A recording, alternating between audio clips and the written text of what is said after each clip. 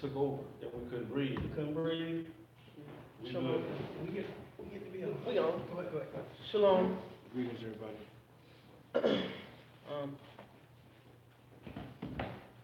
I'm pretty full right now. Session 2 has begun. Yeah, this is session 2. Apologize for Yeah. starting the live so late. When the Spirit speaking, and you know, you got to do things before you hit the record button. That's pretty much what it's gonna be.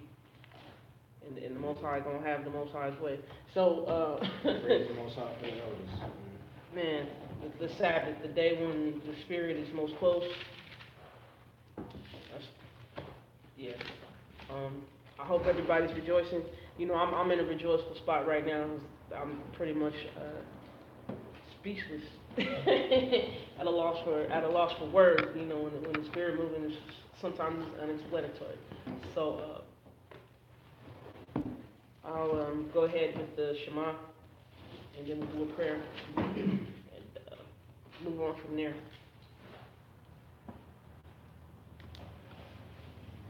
Deuteronomy 6, starting at verse 4.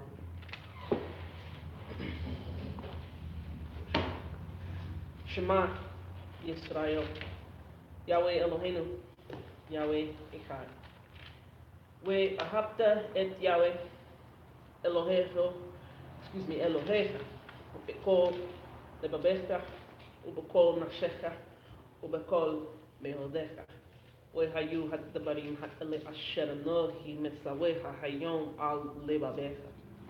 And that is, hear and obey Israel. Yahweh, our Elohim. Yahweh is one.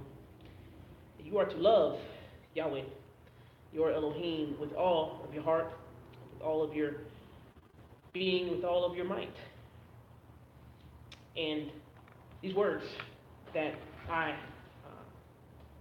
which I am commanding you today are on your heart, to be on your heart.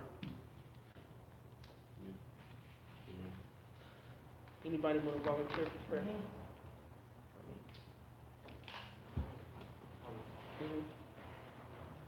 Father God, we thank you today, first and foremost, for your presence here, Lord. We thank you for this fellowship that we share.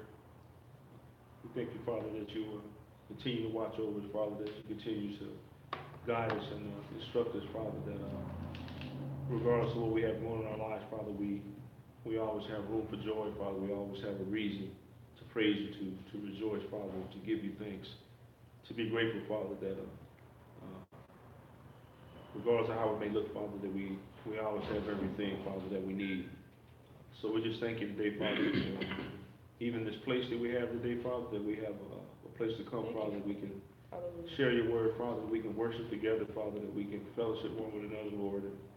And so we just ask you, Father, as we go forth in the word today, Father, that it be edifying to us, Father, that we have eyes to see, ears to hear, Father, and a heart, Father, that we're able to receive it, Father, that we, as we go from this place, Father, that we are able to transfer the words off the pages, Father, into our life, Father, that we may be a help and a comfort to someone else, Lord. So we just thank you. We give you all the honor and the praise you so rightly deserve. In Yeshua's name we pray. Amen. Ooh, they need some curtains, huh? Kind of bright. All right, we'll start. Parashah 6, Toldot generations. Toldot means generations or accounts or your genealogy or your history. So it starts in Genesis chapter 25, verse 19. We're usually reading from the complete Jewish, right? So we usually go around, everybody get their chance to read.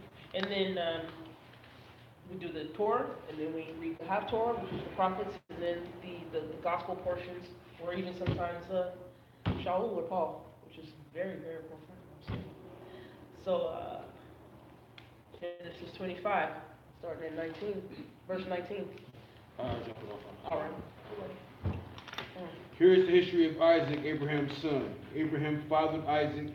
Isaac was 40 years old when he took Rebekah, the daughter of Bethuel, the Amorite, from Padan Amorite, the sister of Lavan, and Amorite to be his wife.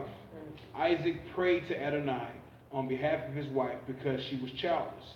Adonai heeded his prayer, and Rebekah became pregnant. The children fought with each other inside her so much that she said, "If it's going to be like this, why go on living?" So she went to inquire the Most High, who answered her, "There are two nations in your womb. From birth they will be two rival peoples. On one of these peoples will be stronger than the other, and the older will serve the younger." When the time for her delivery came, there were twins in her womb. The first to come out was reddish and covered all over with hair, like a coat, so they named him Esau, completely formed, that is, having hair already. Then his brother emerged, with his hand holding Esau's heel, so he was called Jacob. He catches by the heel. He supplants. Isaac was 60 years old when she bore them. The boys grew, and Esau became a skillful hunter and outdoorsman, while Jacob was a quiet man who stayed in the tents. Isaac favored Esau because he had a taste for game. Rebekah favored Jacob. One day Jacob had cooked some stew. Esau came in from the open country, exhausted, and said to Jacob, "Please let me go down some of that red stuff. That red stuff, I'm exhausted." Jacob answered, "First, sell me your right as the firstborn." "Look, I'm about to die," said Esau. "What use to me are my rights as the firstborn?" Jacob said, "First swear to me." So he swore to him thus, selling his birthright to Jacob. Then Jacob gave him bread and lentil stew. He ate and drank, got up and went on his way. Thus Esau showed how little he valued his birthright. Chapter 26. A famine came over the land, now the same as the first famine, which had taken place when Abraham was alive. Isaac went to Gerar and Amalek, king of the Philistines. Adonai appeared to him and said, "Don't go down into Egypt, but I live where I tell you. Stay in this land, and I will be with you and bless you, because I will give all these lands to you and to your descendants. I will fulfill the oath which I swore to Abraham your father. I will make your descendants as numerous as the stars in the sky. I will give all these lands to your descendants, and by your descendants all the nations of the earth will bless them." I'm sorry, no, let me go back and read. I will make your descendants as numerous as the stars in the sky. I will give all these lands to your descendants, and by your descendants all the nations of the earth will bless them. All this is because Abraham heeded what I said and did what I told him to do. He followed my commandments, my regulations, and my teachings. So Yitzhak settled in Gerar. The men of the place asked about him, his wife. And out of fear, he said, "She is my sister." He thought, "I will tell them she's my wife. They might kill me in order to take Rebekah. After all, she is a beautiful woman." But one day after he had lived there a long time, Abimelech, king of the Philistines, happened to be looking out of the window when he spotted Isaac caressing Rebekah, his wife. Abimelech summoned Isaac and said, "So here is your wife. So she is your wife after all. How come you said she is my sister?" Isaac responded, "Because I thought I can get killed because of her." Abimelech said, "What is this you have done to us? One of the people could easily have slept with your wife, and you would have brought guilt upon us." Then Abimelech warned all the people, "Whoever touches this man or his wife will certainly be put to death." Isaac planted crops in the land and repeated that year 100 times much as he had sold. Adonai had blessed him. The man became rich and prospered more and more until he had become very wealthy indeed. He had flocks, cattle, and a large household. And the Philistine envied him. Now the Philistine had stopped up and filled with dirt all the wells his father's servants had dug during the lifetime of Abraham his father. Abimelech and Yitzchak, you must go away from us because you have become much more powerful than we are. So Yitzchak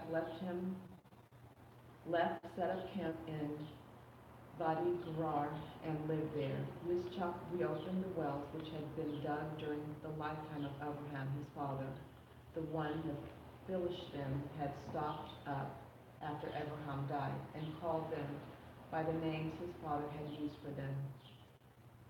Yitzchak's servants dug the Vadi and uncovered a spring of running water, but the herdsmen of Gerar quarreled with Yitzchak's herdsmen, claiming that water is ours. So he called the well Esek quarrel, because they quarreled with him. They dug another well and quarreled over that one too.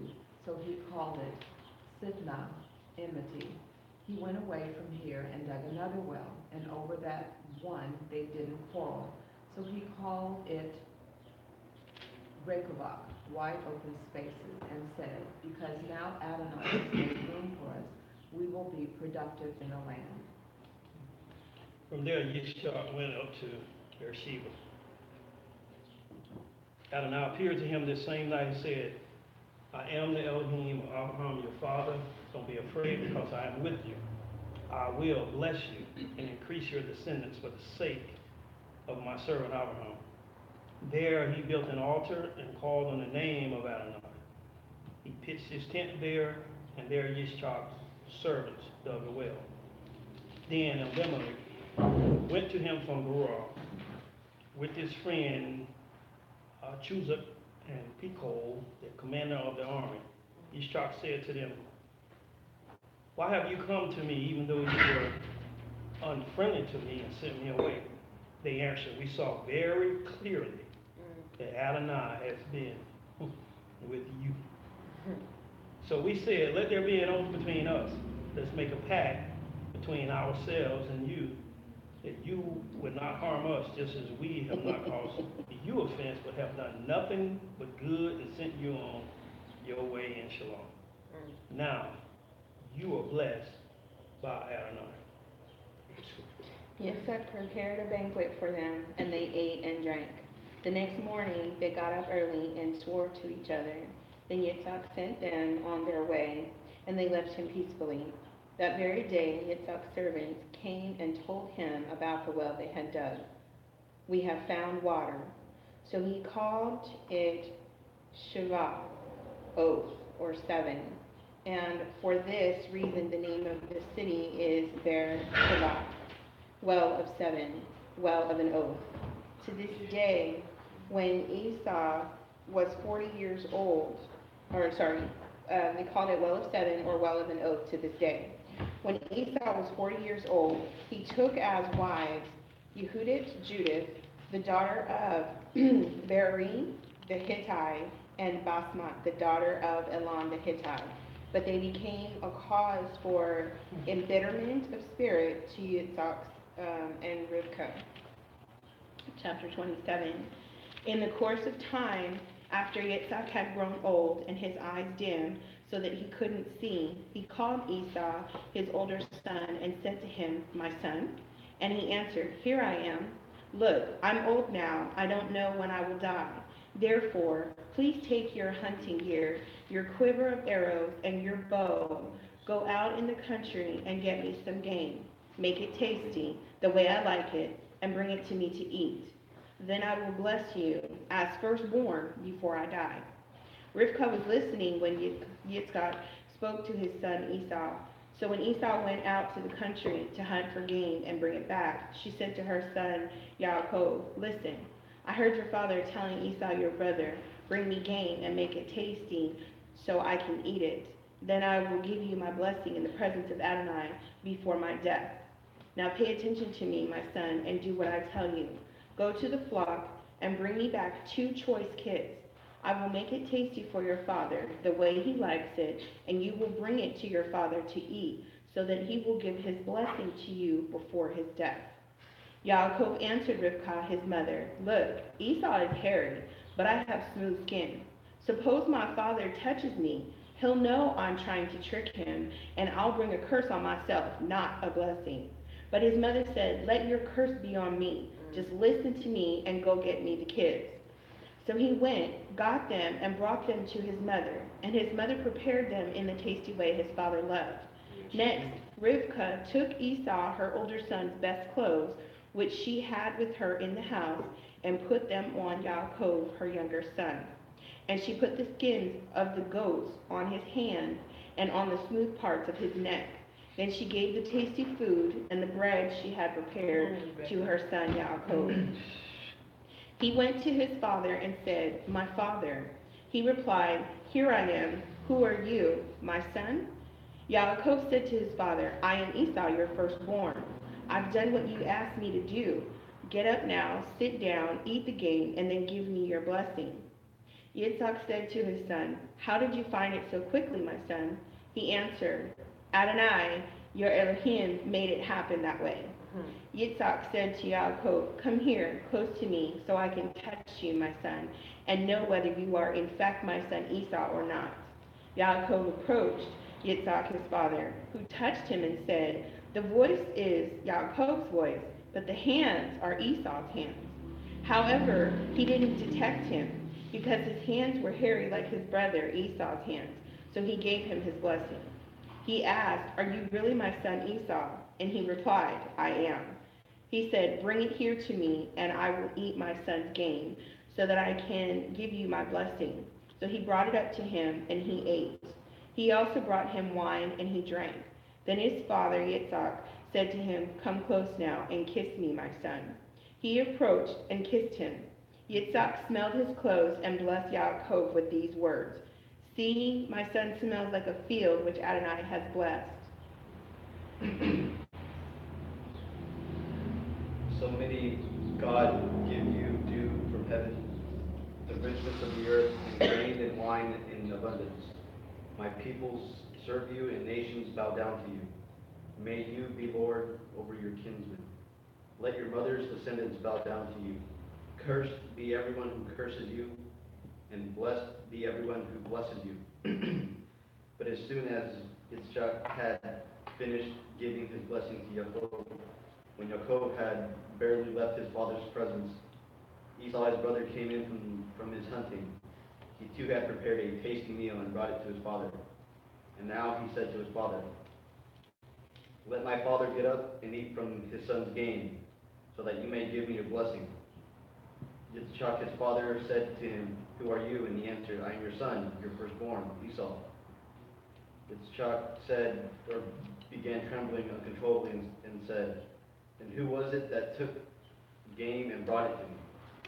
I ate it all just before you came, and I gave my blessing to him." That's the truth, and the blessing must stand. When Esau heard his father's words, he burst into loud, bitter sobbing. "Father, bless me too," he begged. He replied, "Your brother came deceitfully and took away your blessing, Esau." Esau said, "His name, Yaakov, really suits him, because he has supplanted me, these 2 times, took away my birthright, and here now he has taken away my blessing." Then he asked, "Haven't you saved a blessing for me?" Yitzchak answered Esau, "Look, I have made him your lord. I have given him all his kinsmen as servants, and I have given him grain and wine to sustain him. What else is there that I can do for you, my son?" Esau said to his father, "Have you only one blessing, my father?" "Father, bless me too." Esau wept aloud. And his father, answered him, "Here, your home will be for the richness of the earth and of the dew of heaven from above. You will live by your sword, and you will serve your brother. But when you break loose, you will shake his yoke off your neck."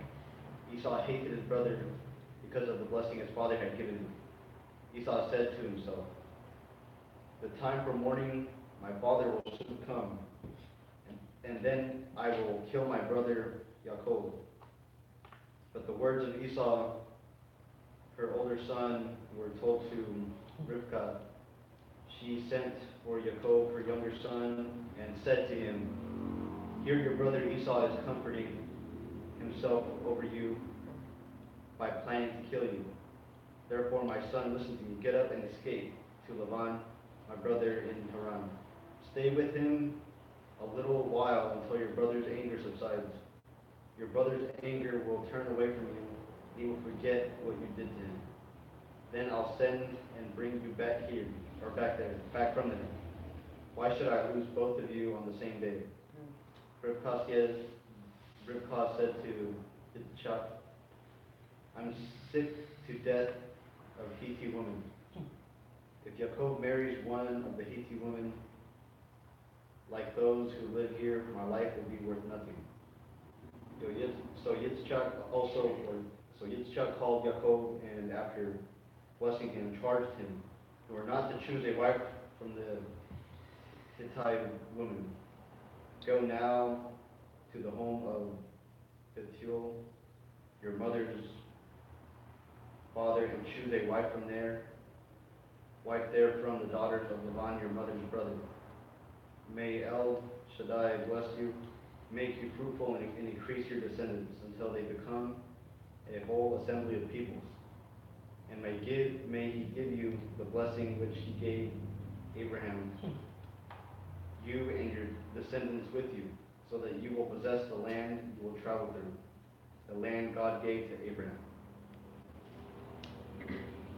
So Yitzhak sent Yaakov away, and he went to Padan Aram to Laban, son of Bethuel the Arami, the brother of Rivkah, Yaakov's and Esau's mother.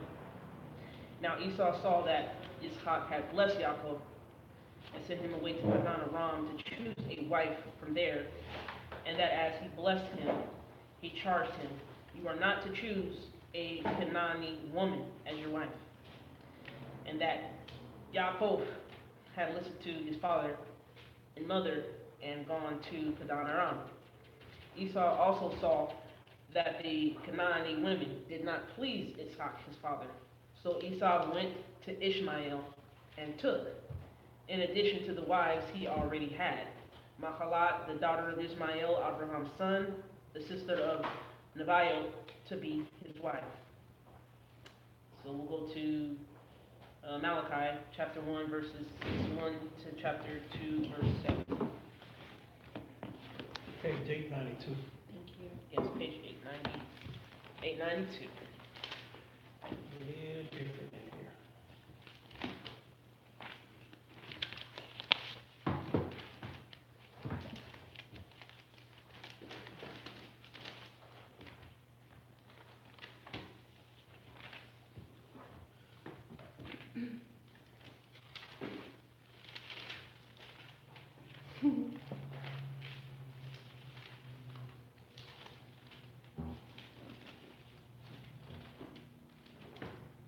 All right. So we're in Malachi, chapter 1. We're going to read verses 1 to chapter 2 to verse 7. A prophecy, the word of Adonai to Israel through Malachi. I love you, says Adonai. But you ask, how do you show us your love? Adonai answers, Esau was Yaakov's brother. Yet I loved Yaakov, but hated Esau. I made his mountains desolate and gave his territory to desert jackals. Edom says, we are beaten down now, but we will come back and rebuild the ruins. Adonai Zavaot answers, they can build, but I will demolish. They will be called the land of wickedness, the people with whom Adonai is permanently angry. You will see it and say, Adonai is great, even beyond the borders of Israel. A son honors his father, and a servant his master. But if I'm a father, where is the honor due me? And if I'm a master, where is the respect due me? Says Adonai Zavaot to you, Kohanim, who despise my name. You ask, how are we despising your name? By offering polluted food on my altar. Now you ask, how are we polluting you? By saying that the table of Adonai doesn't deserve respect, so that there's nothing wrong with offering a blind animal as a sacrifice. Nothing wrong with offering an animal that's lame or sick. Try offering such an animal to your governor, and see if he will be pleased with you. Would he even receive you? Asked Adonai Zavaot. So if you pray now that God will show his favor, what your actions have accomplished is that Adonai Zavaot asks, will he receive any of you? Why doesn't even one of you shut the doors and thus stop this useless lighting of fires on my altar? I take no pleasure in you, says Adonai Zavaot, and I will not receive an offering from you. For from farthest east to farthest west, my name is great among the nations. Offerings are presented to my name everywhere. Pure gifts, for my name is great among the nations, says Adonai Zavaot. But you profane it by saying that the table of Adonai is polluted, so that the fruit and food offered deserve contempt. You also say, it's all so tiresome, and sniff scornfully at it, says Adonai Zavaot. Then you bring animals that were taken by violence, or they are lame or sick. This is the sort of offering you bring. Am I supposed to accept this from you, says Adonai? Moreover, cursed is the deceiver, who has a male animal in his flock that is damaged, but bows and sacrifices to Adonai anyway. For I am a great king, says Adonai Zavaot, and my name is respected among the nations. Now, Kohanim, this command is for you. If you won't listen, if you won't pay attention to honoring my name, says Adonai Zavaot, then I will send the curse on you. I will turn your blessings into curses. Yes, I will curse them because you pay no attention. I will reject your seed. I will throw dung in your faces, the dung from your festival offerings, and you will be carted off with it. Then you will know that I sent you this command to affirm my covenant with Levi, says Adonai Zavaot. My covenant with him was one of life and peace, and I gave him these things. It was also one of fear, and he feared me. He was in awe of my name. The true Torah was in his mouth, and no dishonesty was found on his lips. He walked with me in peace and uprightness, and turned many away from sin.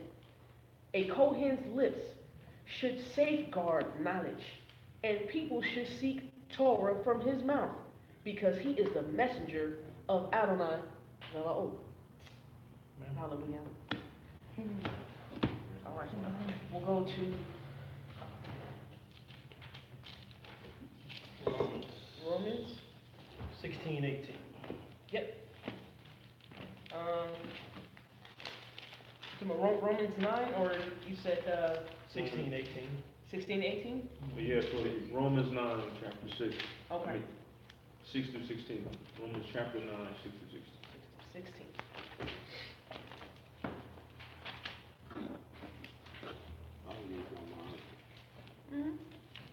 For now everyone from Israel is truly part of Israel. Indeed, not all the descendants are of Abraham, rather. What is to be called your seed will be Isaac. In other words, it is not the physical children who are the children of God, but the children of the promise refers to who are considered seed. For this is what the promise says. At the time said, I will come, and Sarah will have a son. Even more to the point, in the case of Rebekah, for both her children were conceived in a single act with Yitzchak, our father, and before they were born, before they had done anything at all, either good or bad, so that God's plan might remain a matter of his sovereign choice, not dependent on what they did, but on God who does the calling. It was said to her, the older will serve the younger. This accords with where it is written, Jacob I love, but Esau I hated. So are we to say it is unjust for God to do this? Heaven forbid. For to Moshe he said, I will have mercy on whom I have mercy, and I will have pity on whom I have pity. Thus it doesn't depend on human desires or efforts, but on God who has mercy.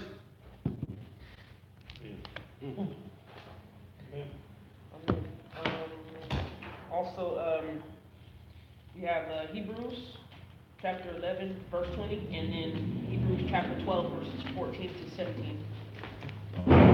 So 17:45. 1745 is the page. Yes. Okay. Hebrews 11, Yes. chapter Chapter verse 11. 20. By trusting Ishak and his blessings over Yaakov and Esau made reference to events yet to come. By trusting Yaakov, when he was dying, blessed each of Joseph's sons, leaning on his walking stick as he bowed in prayer. That's it. And then, chapter 12. That's it. Yeah. Yeah. It's only verse 20. And then Hebrews chapter 12, verses 14 to 17. So verse 14 in chapter 12. Keep pursuing shalom with everyone and the holiness without which one you will see the Lord. See to it that no one misses out on God's grace, but that no root of bitterness springing up causes trouble and thus contaminate many. And that no one is sexually immoral or godless like Esau, who in exchange for a single meal gave up his rights as the firstborn. For you know that afterwards, when he wanted to obtain his father's blessing, he was rejected. Indeed, even though he sought it with tears, his change of heart was to no avail. And Father, I blessing to the readers, hearers, and doers of His word, exceptionally. Going back, any thoughts on what we read in Parashah Toldot, Genesis, starting at chapter 25? Let me see.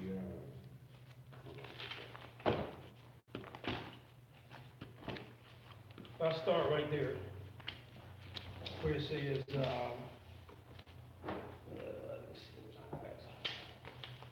see, 17, 12, 17.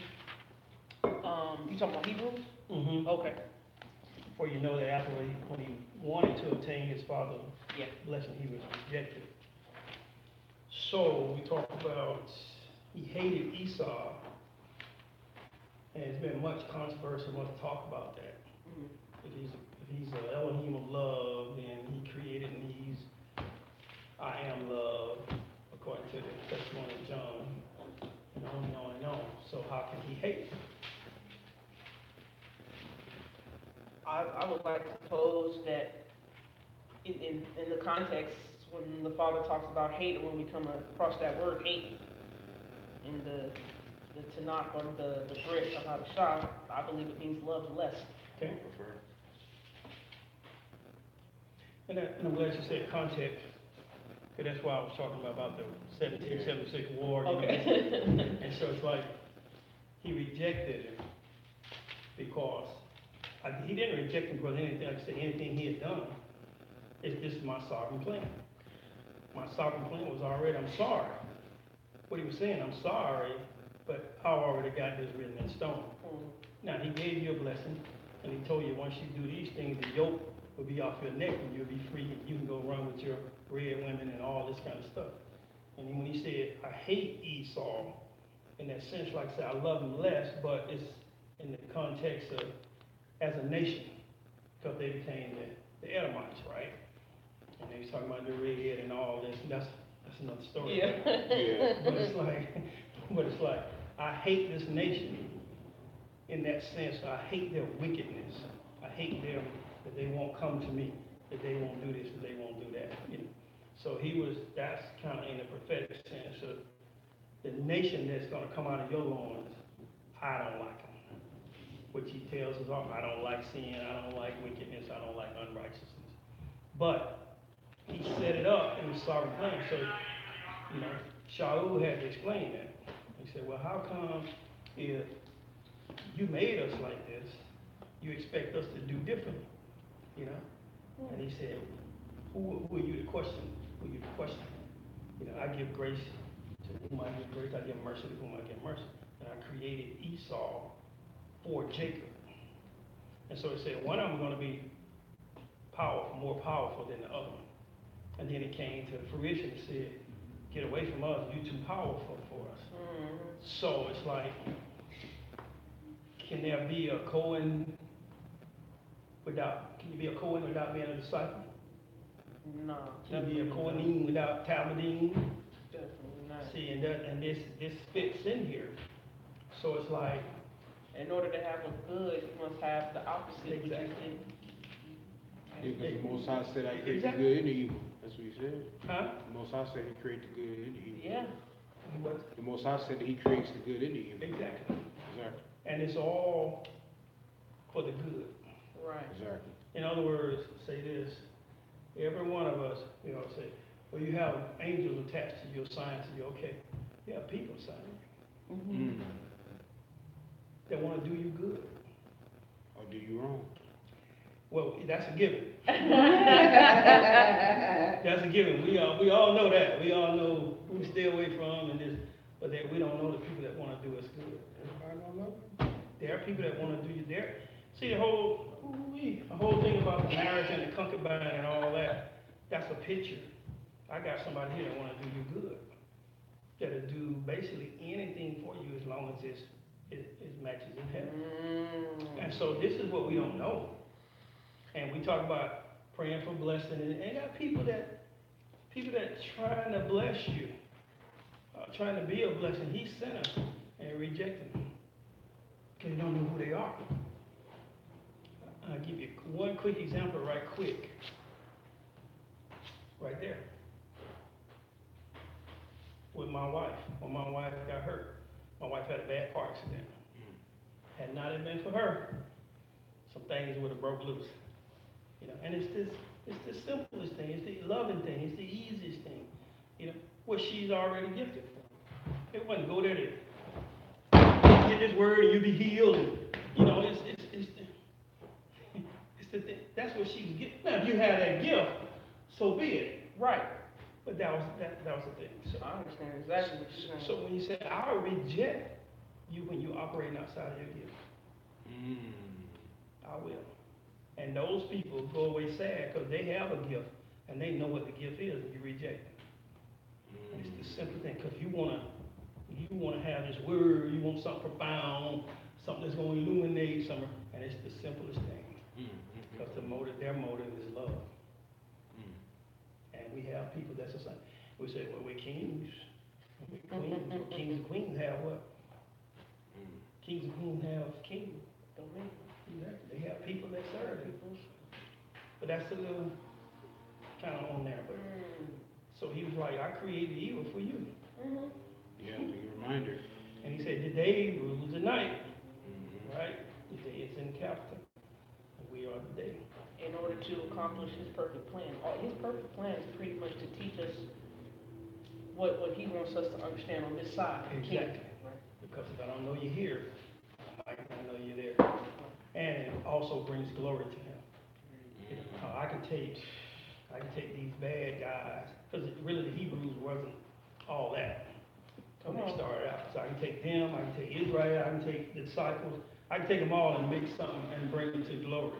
Because every one of us got a past when you're proud of, and it's like, okay, but look at you now. Yeah. And all your shining glory. Hallelujah. And so it brings him glory. So that's why I said when we fail to allow that glory to go up to him, thinking we this and thinking we that, it's like, really? So the angels do this. They just shake their head. So he accepted us, and he said, you are more powerful than them. Ain't got to prove it. It's there. They know it. So that's why they come at you. Because the word says Esau was comforting himself by manifesting anger to kill his brother. Yeah, they get some type of, Yeah. Pleasure is flesh. Huh? Pleasure is flesh. Exactly. So that's where he found comfort. But you find comfort in the comfort. And he's more powerful than that. And as you see the story goes, he didn't kill him. See? Because his father had manifested the blessing, had spoken the blessing, prophetic blessing, that you won't kill him. He didn't say you won't kill him verbatim. He said once the yoke is off your neck, then you'll be free. Yeah, but you ain't got to serve him. Exactly. You can choose to serve him or not. Exactly. You know what I'm saying? Because the prophecy said that the elder should serve the younger. And he said, The prophecy was, exactly. exactly. And like I said, it wasn't nothing they did, but Rivka knew it.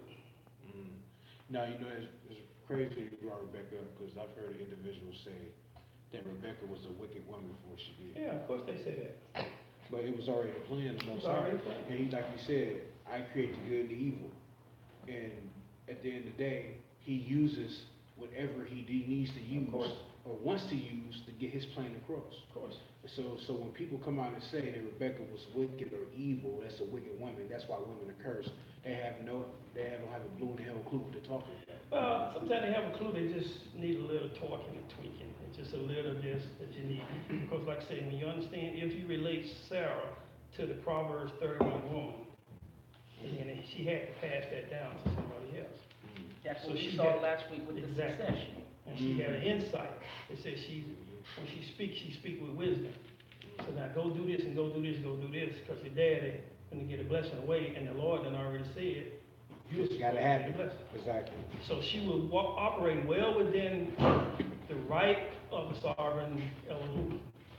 You know, well within the gift that he had gave her, the wisdom, the gift of wisdom. See, and so well within what she was supposed to be doing. It didn't look good to some people. You think her husband had found out, he might have been upset about that. Come on. Yeah, exactly. But consider this, did he know? Father didn't tell her husband, told her. Huh?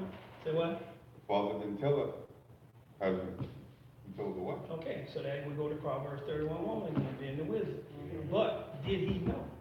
The father didn't tell him, but did he know?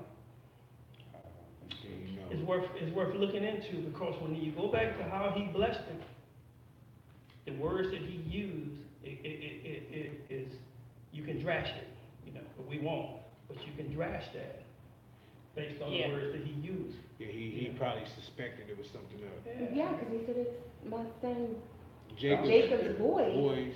but the hands of, so you kind of get Yeah, that, they're yeah. suspect So he that he kinda- kind of might have knew, Right. He kind of. but, you know, he So- can't see, can't confirm it. Right. Well, I believe he might have known, because when you go back and look, Isaac entreated the Most High. Okay. And that entreating, you know, the Most High answered.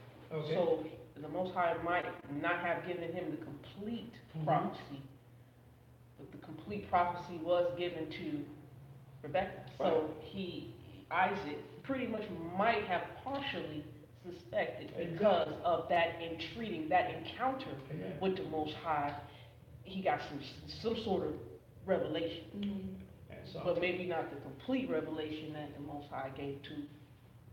because the two should be one. It go Come back- on. it go back even on. Yeah, exactly, because one flesh, they're united, Akkad. So even though the Most High told her specifically, but it didn't do it didn't do Isaac any damage, because he's part of her. Correct. They didn't both, exactly, so it shouldn't matter on who is and who isn't, who 'Cause shouldn't that's how have they it, know. but that's how the Most High operates. And who's the one who carries pride? The ego? That's men. The men. And see, it's like that could have been gotten in the way, and be like, no, Yeah. I love this son, he's the one that made me the stupid. But she's part of He him, would've she's had part of some him anyway. Yeah. Yeah, so Rebecca's part of him anyway, so And it's Isaac's not tied really, into Isaac's not tainted really animal, doing, sick animal. he's really helping himself out. You know what I'm saying, at the end of the day. You see the wisdom in it? But the word says, and we understand prayer, right? Yeah. You know, and Bernard Shaw says, believe you receive. Yeah. So he said, he prayed to Adonai on behalf of his wife. Come on. Did he not know what he was praying? Because Yeah, he knew, he had it, though. he knew the promise. You see what? He knew the greatness, he knew it was passed on. So, So he can pray to Adonai, but he say, I didn't pray on behalf of me, I'm praying on behalf of her. right, Because he knows something. well, that's what I'm That's how saying, the Most High works. he knew the promise Yeah. from Abraham. It says he knew the Yeah, promise. we See, don't but now understand putting how it works. together and applying it, because Like you said. egotism and pride and all My that, ways, it not your ways. it My possibly, thoughts, not I'm your not saying that's exactly what it is, but it stands to reason that's what was in the Right, mind. so like I said, so now, I made you to be one, so you're one, and I'm praying on your behalf, and we're one, Yeah. then I know what you know. Exactly. I don't know how you feel. but I know what you know. Come on. Exactly. Wow. And so, one other thing, when we talk about kosher and such, we talk about what not to eat. But the Bible also tells us what to eat. Come on. And that was one of the things he told us to eat. Because I think earlier, so we were talking about referencing her barrenness, when they were talking about barrenness, it's like, you know, it's always another reference that they're referencing. Yeah. So like I said, in their culture, it's like, I already know what's going on because I have future references. So I'm praying to Adonai Of course. because of some point of reference. Come on. Like I say, So I have some understanding, yeah. because I've seen this and I know what happened here. So now I'm praying to Adonai because, now this is exposed, this is going on in my life or in my wife. So, he always gives us a reference point. Look to the stars, look to the beach, look, I'm going to give you a reference. And so, but because, like I said, it says, Adonai, like, my master, my Lord, and we have a relationship, and we have communication. Come on. And it was so crazy because Isaac and Rebecca, they're one, and they both had a relationship with the Most High. He communicated with both of them. Yeah. You know what I'm saying? Even though he communicated with both of them separately, he still communicated with them both. About the same thing. Exactly. He said one thing to her, Right. one thing to Isaac, but Right. it's the same message, the same concept. You know what I'm saying? But Right. the thing is, everything went perfect. It followed suit. They both didn't go against what the Most High had already set in place. They Right. didn't. They went according to what they were instructed to do. But they didn't have no choice. Exactly. Because I make you blind so you can't see. Exactly. And then and Rebecca was the one who was able to see. Exactly. See. That's crazy because It's over anyways. we're reading the Torah. So, and this is why I always stress. I'm like, I don't have this attitude to where I'm like, I've read the Torah already. I don't need to read it no more. No. Every time you go through here, you learn something. You take something. This is the word of God. It's endless. It's not defined by your personal opinion. Yeah. So right here, I've gone over this many a times, and then all of a sudden today, I'm going to walk away with something to hold on to and cherish and take home. It's because it's living word. Exactly. Yeah. May I add to what you were saying in Rebecca? Even in her picking up the succession of the matriarch, she's even making sure that her son, Yaakov, is going to get a certain type of wife. That wife got to Because it was prophesied to her before. She's just being obedient. obedient. They think she's being evil, but she's just being Obedient. Exactly. Come on, that's what you were saying. Exactly. And that's, so in 25, in the parashah right before, page chapter 25, I heard somebody last week when he said, Abraham gave everything he owned to Esau. Genesis 25? Mm-hmm. But to the sons of the concubine, he made grants Oh, yeah. And while he was still living and sent them off to the east. Yep. I heard some chatter when that came up last week. Yeah. You don't remember? Y'all, whoever talked about it, because when it came up, I heard somebody say, oh, yeah. Mm-hmm. No, I don't remember? Yeah. Okay. So that's always been the question, like, so what's the blessing? So that was always generated the question within the church about that. So then what is the blessing? The blessing. Because I Blessing blessed them, I gave them everything. Okay. So everything is everything, right? Right. Well, then to them, I gave. He made a contract, said, yeah, grants, right? Okay, now, up here, he says, Abraham took another wife, whose name was Keturah. She bore him Zimran, Yoksham, Medan, Midian. Midianites. Exactly. I'm just So saying. they show up later on, right? Yep. Okay. But see, and that's another thing. So that's what we're talking about the blessing. So it's like, now here was another wife that produced somebody that blessed them. You see? Yeah. All right. So, in his sovereign will again. All right. So now, Matthew, let's see. Gotta help me. Y'all go ahead, I'll look for it. Just to land back on what the elder was saying a little earlier about Isaac and Rebekah, they were in tune. They were in tune, and it lines up with what the Messiah was saying. Turn to Matthew chapter 19 real quick, and I'll just read it. You know what I'm saying? They had to be in tune, and he also, and now this is the Messiah. Matthew 19. Yeah, Matthew 19. Where you starting? And we're gonna pick up at verse 6. Oh. You in there, yeah, come on. Yeah, you know what I'm saying? All right. Go ahead. And it reads, so they are, I'll just read it, I'll read it at verse 5. Have you not read that the one who made them at the beginning made them male and female, and said, for this reason a man shall leave his father and his mother and be joined to his wife, and the two shall become one flesh. So they are no longer two, but one flesh. Therefore, what God has joined together, let no one separate.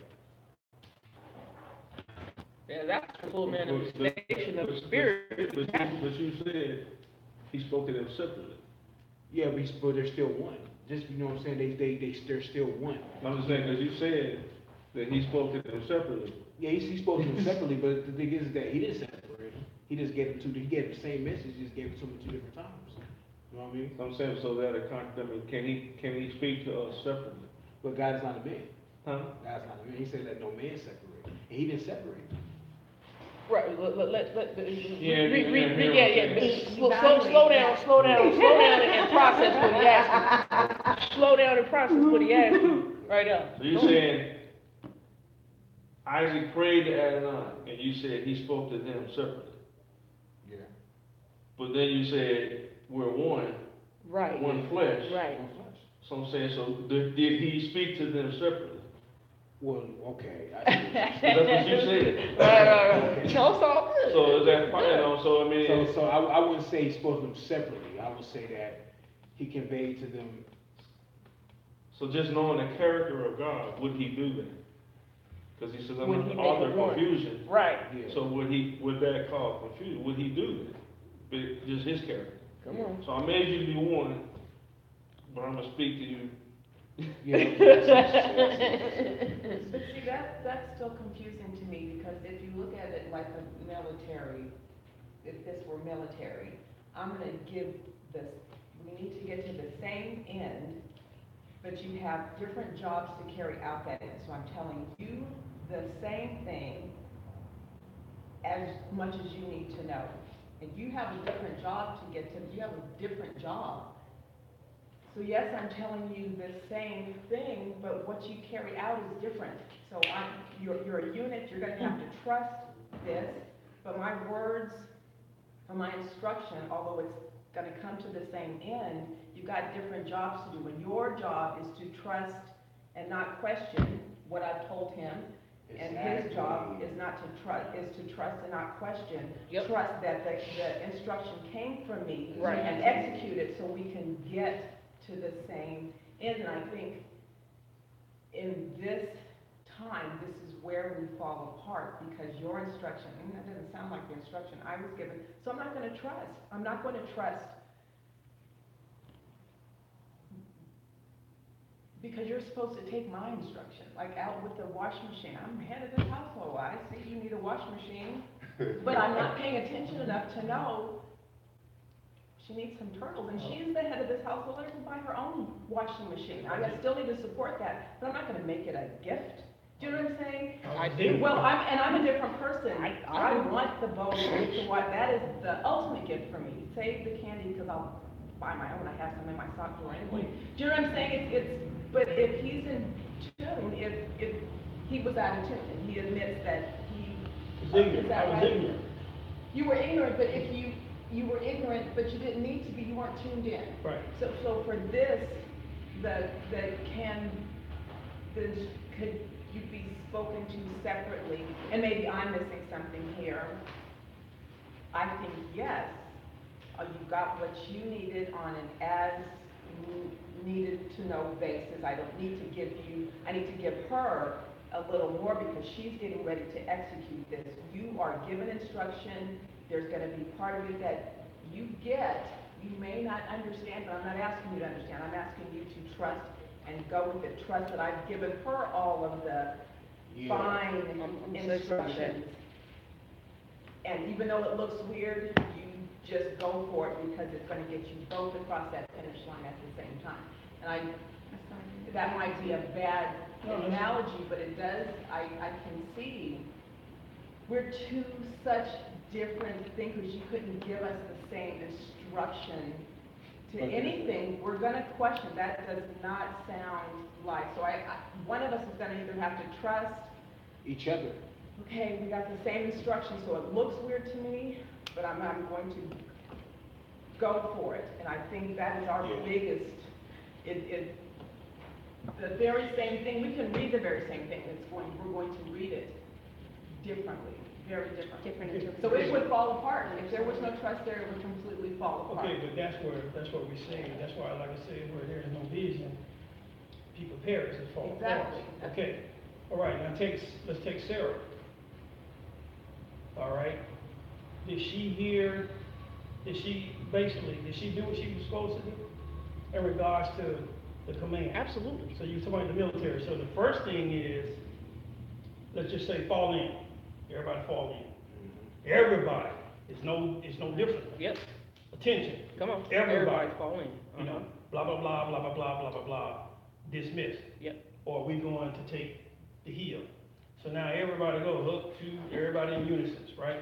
Okay, now we understand because of our gifts, because the way we train, if it was that when we get to the hill, you need to establish communication. You know, you need to get the kitchen going, you need to do this, you need to do this, you need to do that. And so now one person in the car don't do what's supposed to be done, then now it hurts that person, because I can't do this because you're not doing this. You didn't get the communication, so now we didn't get what we need, so I can cook whatever. Okay, so Sarah came, and Sarah said the promise was that they were gonna have a child, right? The commandment said, you're gonna have a child. Okay, she deviated because she went with her own gut instinct that he must mean you're gonna have a baby through her, because I can't have a baby the way I am. I really don't even see how you're gonna do it, but maybe she'll excite you or whatever, but I'm dried up. Yeah. So she took it upon herself. So this is what we were saying about with Isaac, with Esau. It's like, okay, I'm getting you out of the way. I'm getting you out of the way so that she can come forward, you know, with this. So obviously it was a sovereign plan for him to do it with the concubine so another nation can be born, because he blessed them. But in the thought process of what we're saying, it's like, again, there we are, the word said we all have infirmities that the Spirit has to help us with. And the Spirit will try to explain things to us sometimes. If we stubborn, hard-hearted, stiff-necked, he'll get us out of the way. And so in some cases, he'll get you out of the way. In some cases, he'll call a malformity on you. So you can't go. He can give testimony to that about so many things, where he asked for help, or he wanted to help and he couldn't help, on and on and on and on. So it gets a little complicated, it gets a little complex in the mind of the Most High, because he is so perfect and so great. But that's a valid point. Exactly what you're saying, and you too. Both of y'all got. Well, like I said, because like if you go to the wash machine, go ahead, man. It's usually when you get married, and most people don't do it, you become one flesh and one spirit. No. What you mean, you? No, I don't agree. I'm just saying, I don't agree. Okay, you let me finish. Okay, Because there is only one spirit. Yes, sir. Period. There's only one spirit. So, if you become one flesh and one spirit, so when the Father speaks to you, you both know what's going on. Because you won. United. Yeah, you're not. But the difference, You won. You won. Well, that was my point, because there's two things I hear being said. Like, you use the analogy of a wash machine. Did you ask God? Did you go to Adonai and say, and Adonai told you to go buy a wash machine? what? Well, exactly. My pride had already So told me what to do. we're using the wash machine and the turtles, but I'm saying I was talking about Isaac went to Adonai on behalf of his wife for an answer. And now we're using analogies, well, I didn't go to Adam, I just did this because I thought it was right to do. Well, those are two different things. Yeah. That wasn't that. Well, I'm just saying, I'm just making that clear because, and so now, when, you know, just like we go to the body. So there are many members of one body, Come on. right? So, you know, how can you say to one, I don't need you? So I do understand that I have a wife. She's not me. She don't think we don't watch the same TV shows. There's a lot of differences that we have. So I'm not gonna say, I have to recognize that. I'm not you, you not me. Go to the Father about something that He's directing us to do, something that's very specific. A sickness or a disease or something. And like you said, now I go back with Lena. There's only one God. There's only one Spirit. So what is the solution for this problem? It's not I'm different, you different. No, there's only one solution. What the Father has, His plan for what's going on in our life. Because there is an expectation, there is an end result to all of it, right? So now I'm trying to get to that. We may travel down different highways going to, trying to reach the same goal, but as husband and wife, there is use the term, there's a compatibility, suitability. I need her as much as she needs me to get there, But we're going to one place. Mm.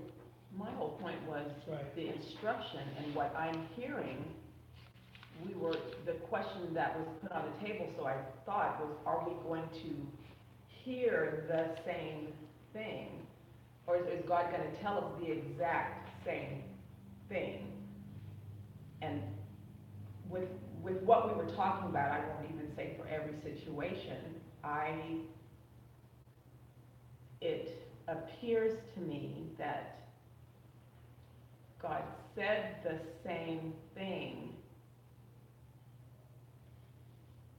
but your finish line is going to be here. I need you to go a little bit further, so I'm giving my instruction to you is a little bit different. The general is going to know a little bit more, even though everybody's carrying out. I need you to. My instruction to you is going to be a little bit different. You both have the same understanding.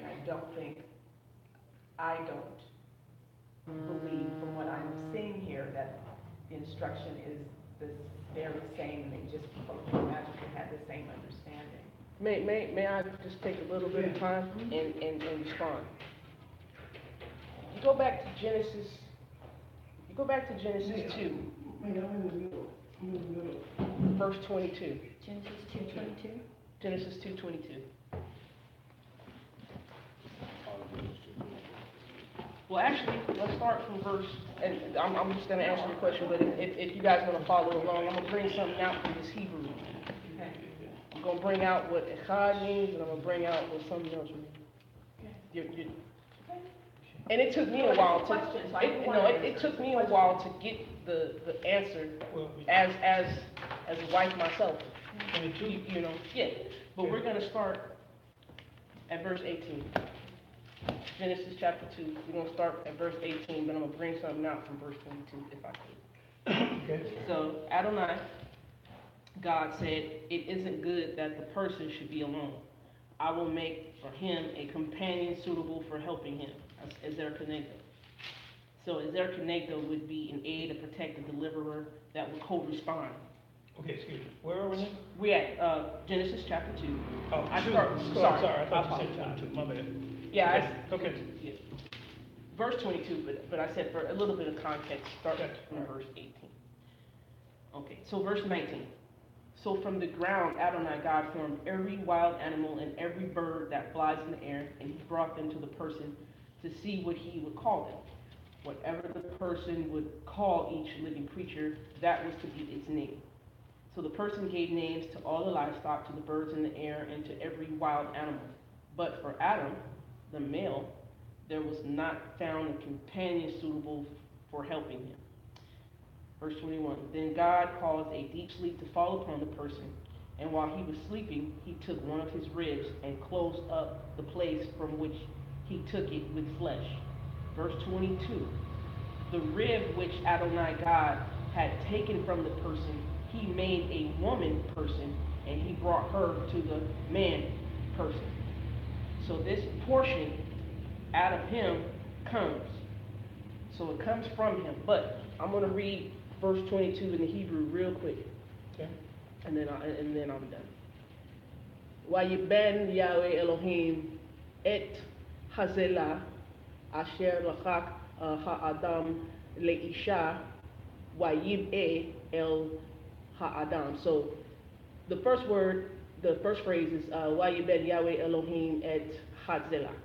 So, and he built, Yahweh built, Yahweh Elohim built the portion that he took from the male. That word, Vayiben, that's actually a Wa conversive. It means and he built. But the root word is Bina. It comes from Bet, Nun, and Hey. Bet, Nun, and Hey. That word Bina is built. It means built. However, it also means understanding. To answer your question, I believe the Father gave all, like you said, the army. This is the army, right?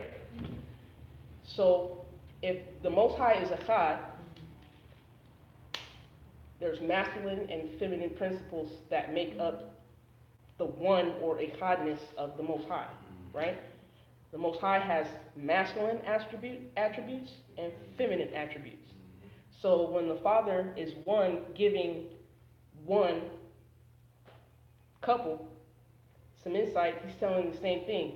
But the male is going to process it in that masculine principle way, and the female is going to process it in the feminine principle way.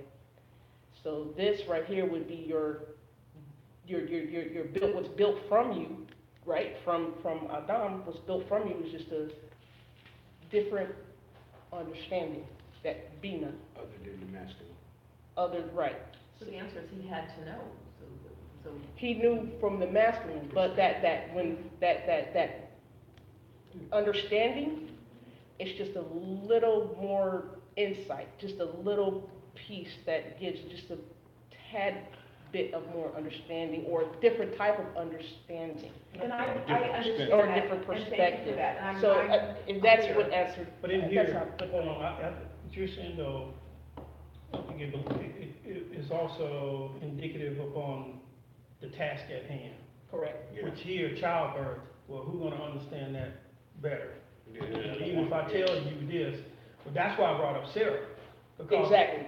Okay, all right, so I So think I that's That's it. guess that, because that I understand, so I guess that if, I probably shouldn't have posed it as a question would he tell her something different? Because that's what I was saying, even if we read the same thing, it's just going to be a different understanding.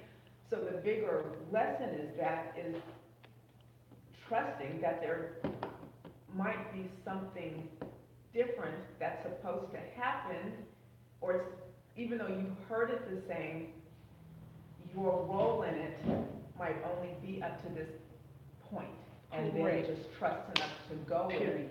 That's, yeah. Yes. So, okay, so thank you. So that, yes, So did Adam name himself? No. Adam? Did he name himself? No, I don't think he did. No. Go back and read it one day. I say yeah.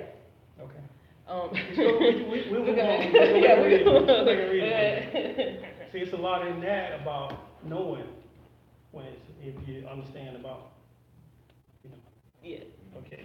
but I just wanted to, It's all good. did everybody understand? Oh, yeah. Because I know sometimes when you bring, out No, people, I try to, yeah. yeah. Well, a lot of times, and I say that because a lot of times when we say instruction, or we say the vision, or we say the Mhm. spirit, Okay, we don't separate ourselves from this. Come on. So when you say, would he give separate instruction. There's only one instruction, That's right. but we interpret it differently.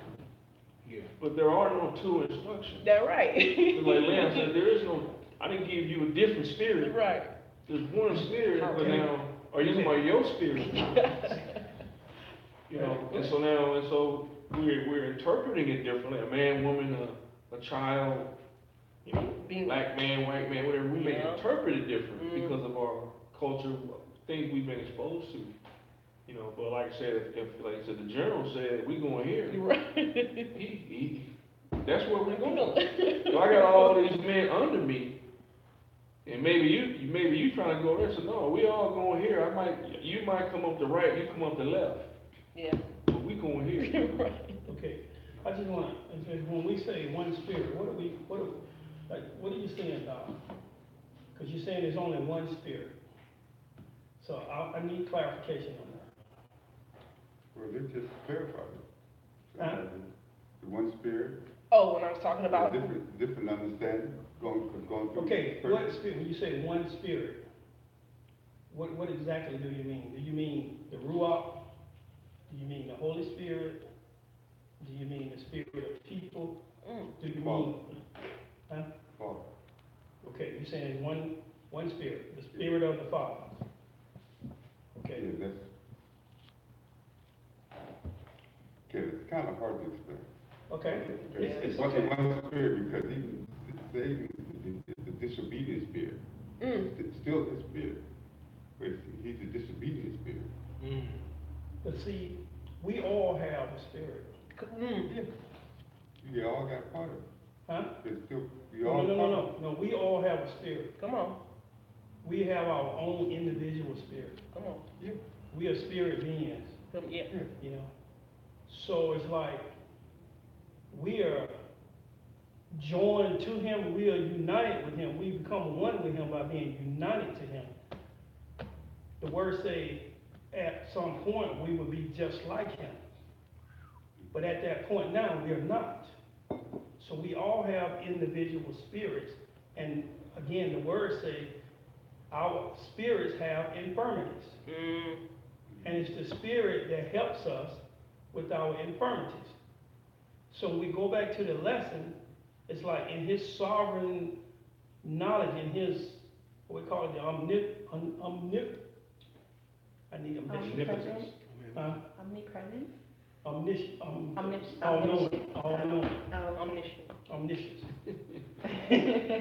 Omnipotent.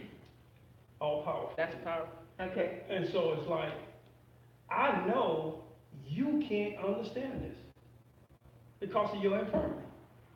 Again, that's why I just use pride. I know, old man, your pride, you are going to choose Esau. I know this. So I'm using her to do this. Even though the first order, like you said, we all get the first order. But when we get to that place, now how do we dispensate, how do we use our gifts? Yeah, how do you go about In a line, you can't. Yeah. Because that's what we talk about, we fall short of glory, we are imperfect. We can't because of our infirmities. And so that's where, when we talk about growth, that's the area of growth we need the most for us to overcome our infirmities. You know, you say the spirit, again, the spirits, really the whole thing said we don't even know what to pray for or how to pray as we ought to. Because we don't really realize I ought to be praying for my own infirmity. You know, old stubborn man, old prideful man, you know, old jealous woman. Who's going to sit down and do that? Oh Lord, I'm so jealous. I'm going to pray for my jealousy. No, you're going to hide that. That's hidden sin. Most people, I'm not saying we can't arrive at that point. I'm not saying some of us haven't.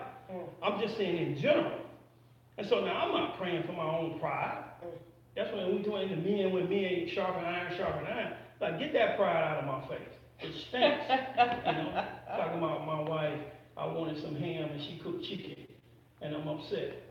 And your stink butt ain't getting nothing. Anyway, that's another story. But it's like,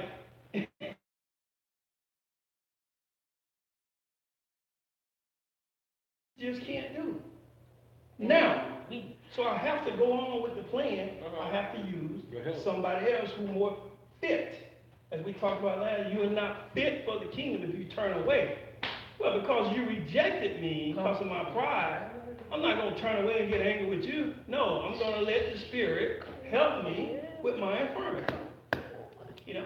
And so in that sense, it's like we all have spirits, and our spirit is being brought up. We are being, you know, we talk so much about the salvation of the soul, but it's the spirit, because that's who we are, the spirit beings.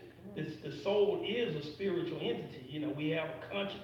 So conscience is really spirit, you know, when we talk about our spirit. So I created everybody different to do different tasks, and I gifted you oh so eloquently to do that.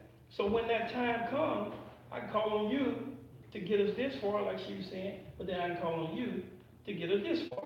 I go back to that time we were talking about the church. I brought that up there. I've got y'all this far, and y'all got the money and everything. I got good credit and all this. So go get the church. But he didn't say go get the church. And her mother was like, nigga, please. And he didn't say go get the church. Did he? Well, we couldn't argue with that. We wanted it.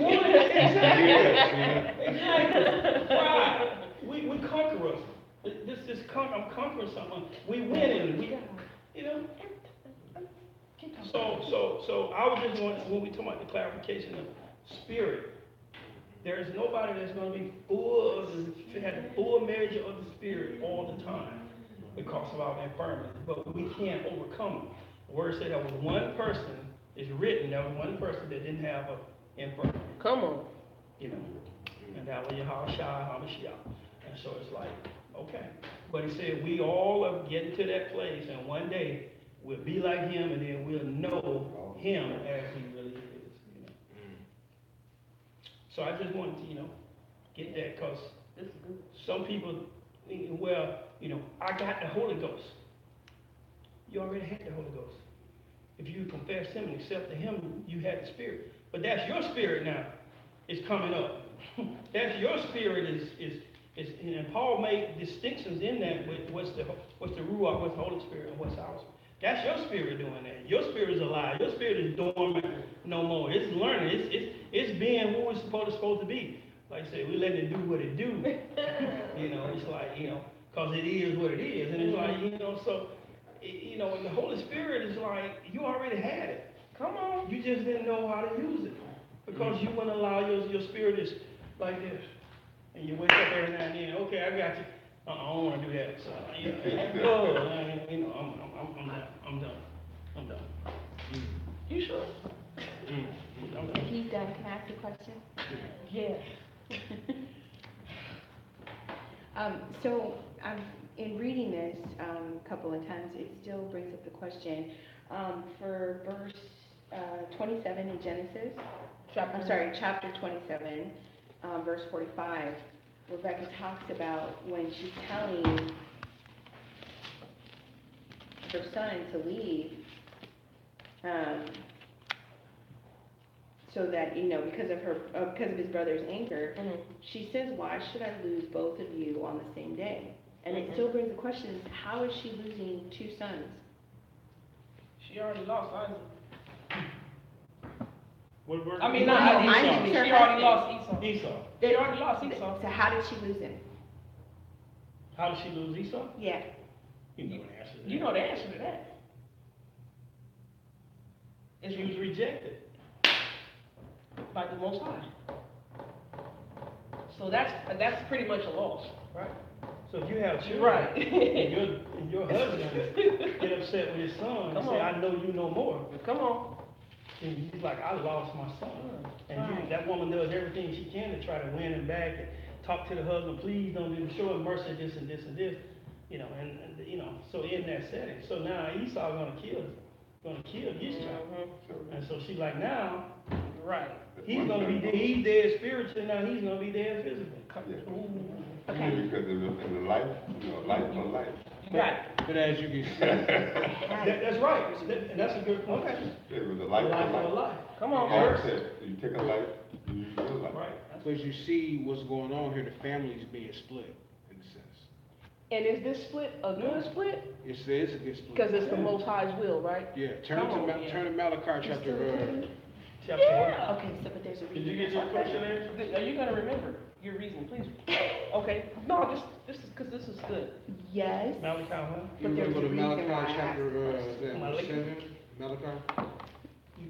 Okay, He you asked going you back to to get an Malachi, answer? you going to 7, or Micah? She said she You going to Micah 7 or Malachi 7? Malachi 7.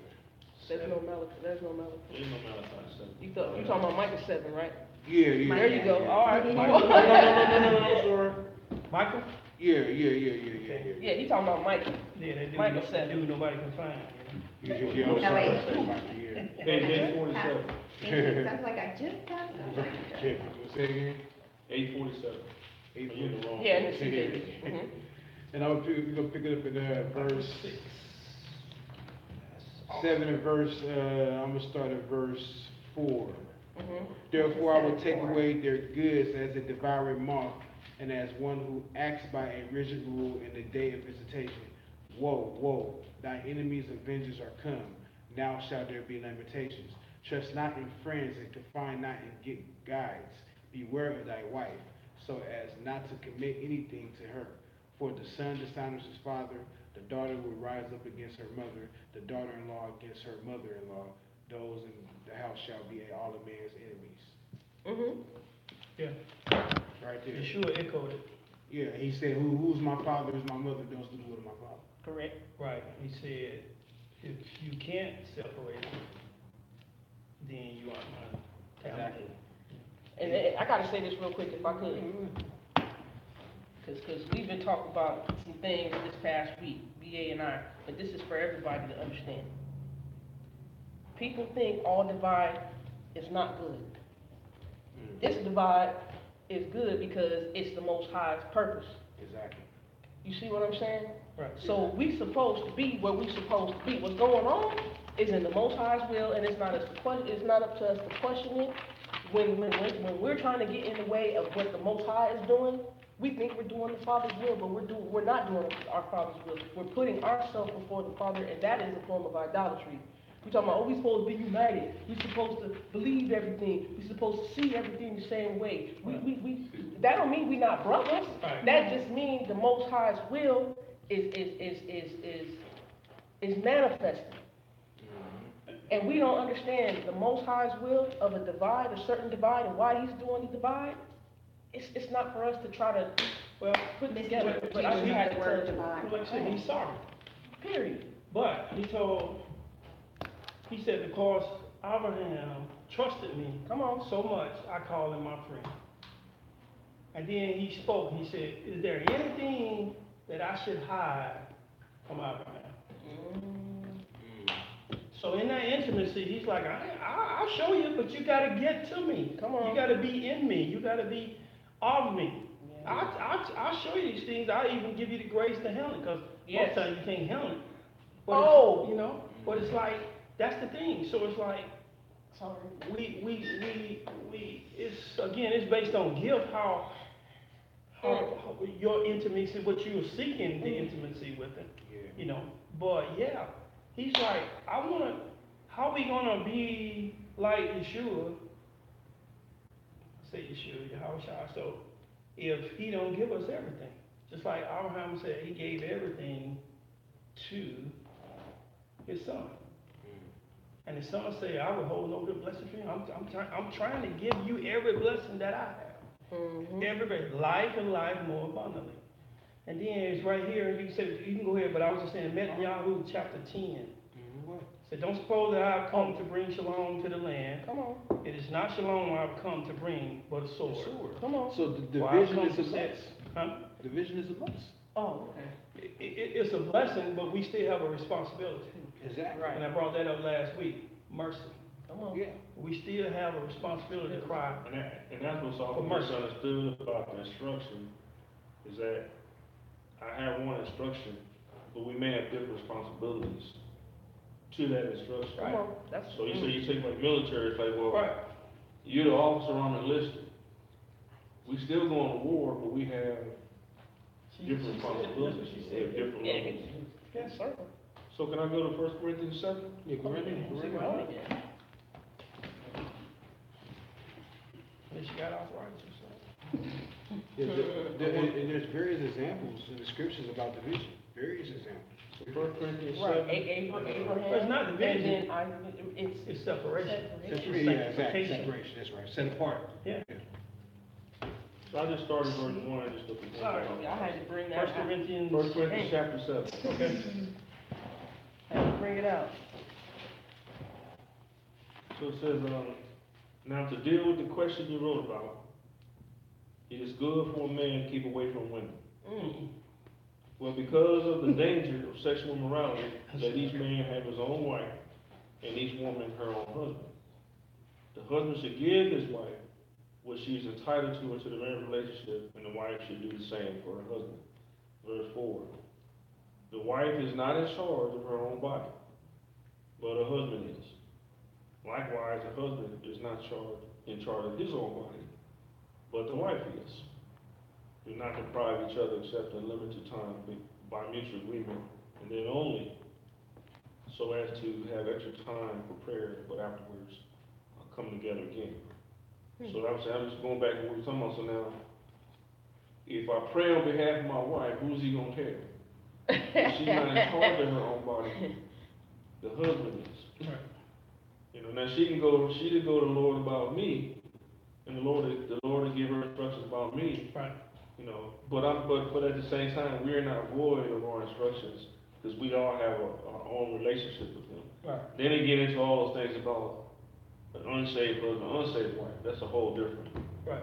Those responsibilities. puts us in different categories. You know? Right. So now you have different. So now if your husband is unsaved, I got some instructions for you. You know, Right. your wife is unsaved, but if the husband and wife both have a relationship with the Lord, we're receiving the same instruction. Okay, so what's the two become one flesh?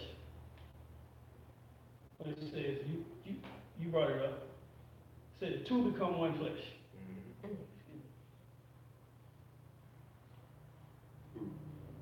The man and the woman. Because we done said it like 12 times, but I counted. The two become one flesh. What do we mean?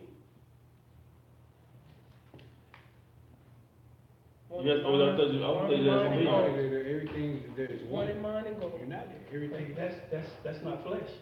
That's spirit. Thank you. Yeah, And that's something you grow into. That's why he says submit one to another. Even though you're the head, you submit to him, he submits to you, her on certain things because we have infirmities. The two become one flesh is what? You already bring it up. spirit. That's the spirit. Consummation. Like Christ said, the flesh profit Consummation. nothing. Yeah, he said the flesh profit nothing, but the Well, spirit. like I said, when they come together, Right. so you're talking about a level of intimacy where You know each we other. go back to what you're talking about, bone in my bone, flesh in my flesh. We become one in everything. Even our children receive our offspring, our blood types. Everything is now connected and mixed. Right. So that's why he said, so if you lay down with a hooker and she's unsaved, then don't you understand what you're doing? See? And so I go back to that sick man. But anyway, go ahead. No, I was just gonna add, just like a plug in a socket. Man and a woman, when you come together, you consummate. You said it last week. You're creating. You agree? So, like you just saying, when you line yourself up or you consummate with a hooker, you're creating something. You create something. Come on. So so the thing is, when man and woman come together, that's the masculine and feminine principle. That's the whole spirit being able to manifest and create what it's supposed to, right? And even if it's not a being, there's still things being created. Yeah, exactly. So, but also like Because it was meant. Because it was meant to be that way. Huh? It was meant to be that way. That's right. Exactly. No, because also in that, what you're talking about, because you say we all have a spirit. Right. So then our spirits are being joined. Not necessarily. There's a part of our spirit. That's like a part. you said, now, But that comes for natural habitat. That comes from being, that's why, and Lord help me, please don't put me on the stone. That's why I talk about, when I talk about a man having more than one wife, or really a wife having more than one husband, we just use the man. It's like, okay, so now in the natural habitat, it's like, if this person had this infirmity and this person had this infirmity, and it's like, we're supposed to be in the natural habitat, influencing each other. When you, like you were talking about, even with the unsaved, he said just being around it can cause sanctification. So now here's this person, right? And I got all this stuff going on, and it's like, okay, I'm being influenced by here. We can go read about Shlomo about that. I got this, and I got this going on. So he was like saying, there's nothing wrong with that. He said, but what they would do, they would pull you away from me. They would influence you to go to idol gods and to do things you're not supposed to do. So my point being, in bringing that up, it's like, in the natural environment, and you can really look deep. I remember one time, me and my wife, in that regard, we could complete each other's sentences, because I had been around her so long, I didn't know she wanted turtles, but I still, we had. And I'm saying it because I interpreted it as Yeshua called the husband, we the bride. And he took on. Say it again? Yeshua took on our infirmities. Okay. So there was a transfer of spirit that he took on all of us, everyone included, and so now he took on everybody's infirmity. Go ahead. So you're saying the spirit didn't have anything to do with that transformation, or that I lost the word. Well, I'm at a loss where it said he took our infirmities. You talking about Isaiah 53? Yahweh Shah. You talking about Why you Isaiah at a loss? 53? Because a loss. Okay. Because Is that the passage you're referring to, Isaiah 53? well, sermon? maybe, like I said, maybe I'm missing it, so I look at it. It sounds like Isaiah 53 though. 53. Okay, blah blah blah. 53. Say, in fact, it was our diseases he bore, our pains from which he suffered. Yet we regarded him as punished, stricken, and afflicted by Yah. But he was wounded because of our crimes, crushed because of our sins. His discipline that makes us whole fell on him, and by his bruises we are healed.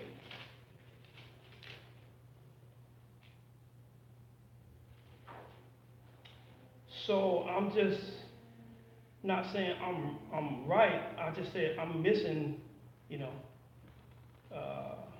the infirmities here.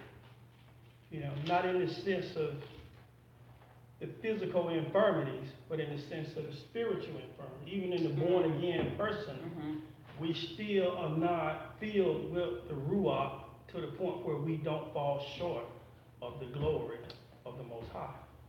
And so he took the physical so that we can move into things that were cursed, what it was.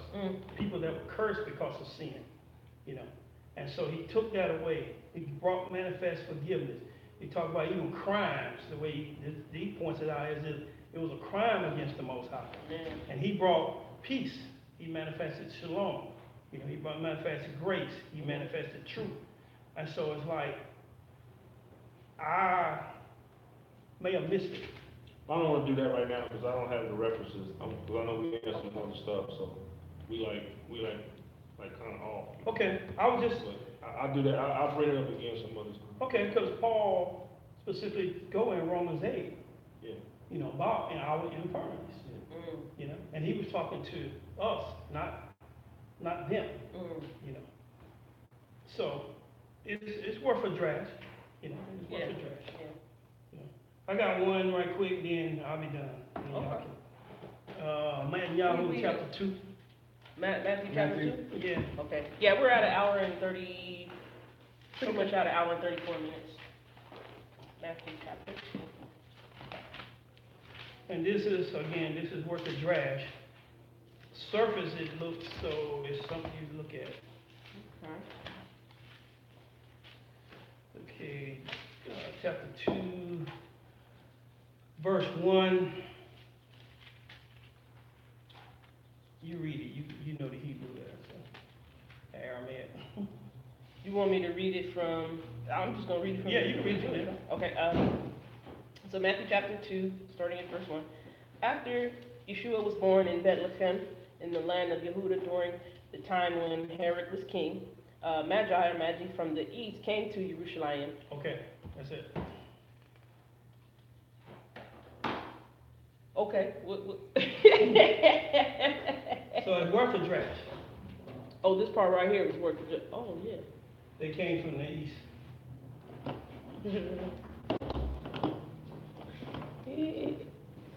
Abraham sent some people Born in the house of to bread, the east. the land of Judah. And it said he gave them what? Gifts. Yeah, for Rebecca. Huh? Was that for Rebecca? No, when he's he talking said- No, his Nothing sons that he concubines. He gave them gifts in one way. You talking about Abraham? Abraham, that's what I'm saying, Abraham, yeah. He said, most things say he gave him gifts, but he gave him gifts, but he specifically said he gave him a contract. He gave him grants, he gave him grants, stuff, yeah. and he had a contract. Grants is something you Then ain't got to somebody get showed up back. from the east bearing gifts Come on. to HaMashiach.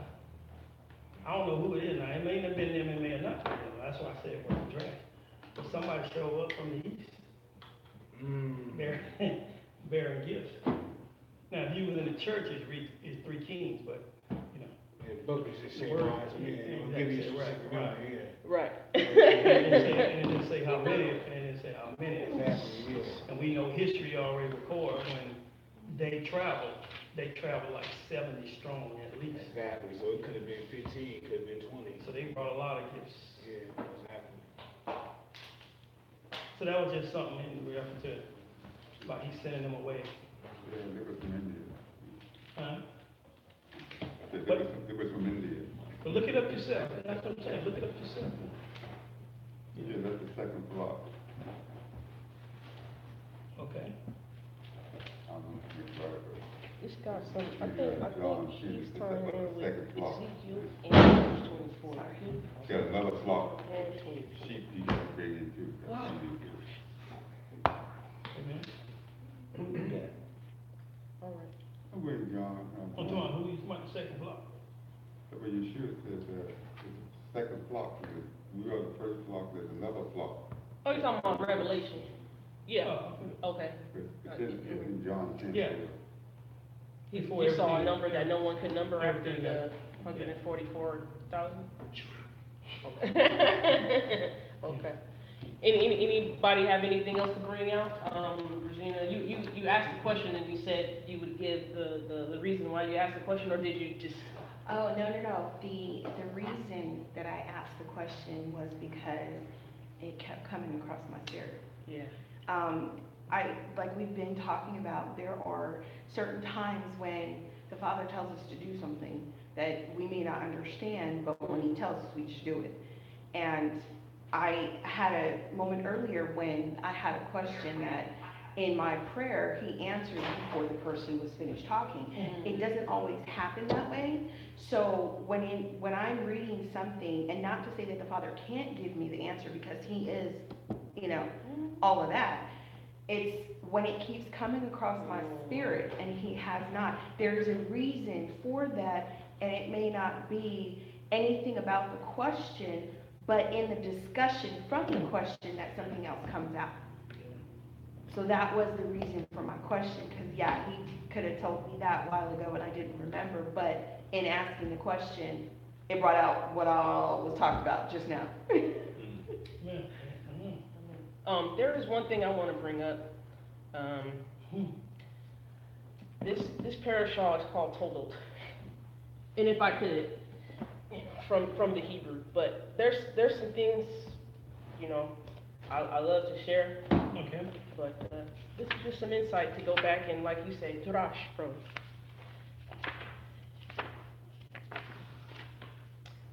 Where is? Okay. So, where's the book of Ruth in here? Is it ordered like Okay. If you go to Genesis chapter 29, verse 19.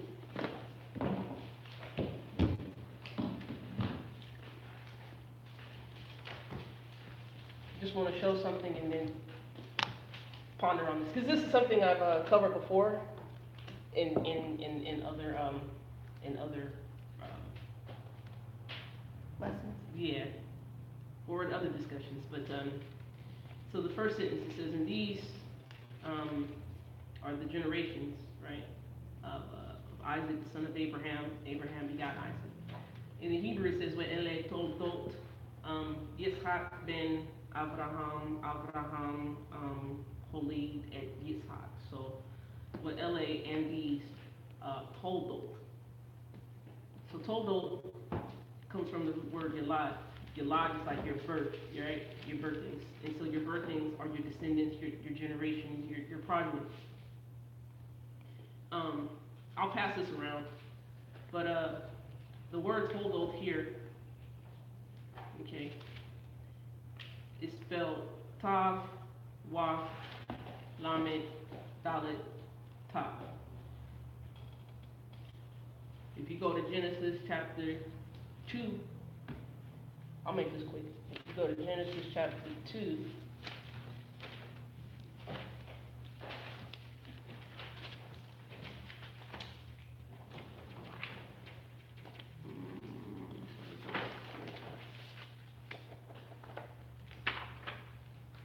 there's always bits and pieces from like the Hebrew I like to get out because it's really, really insightful.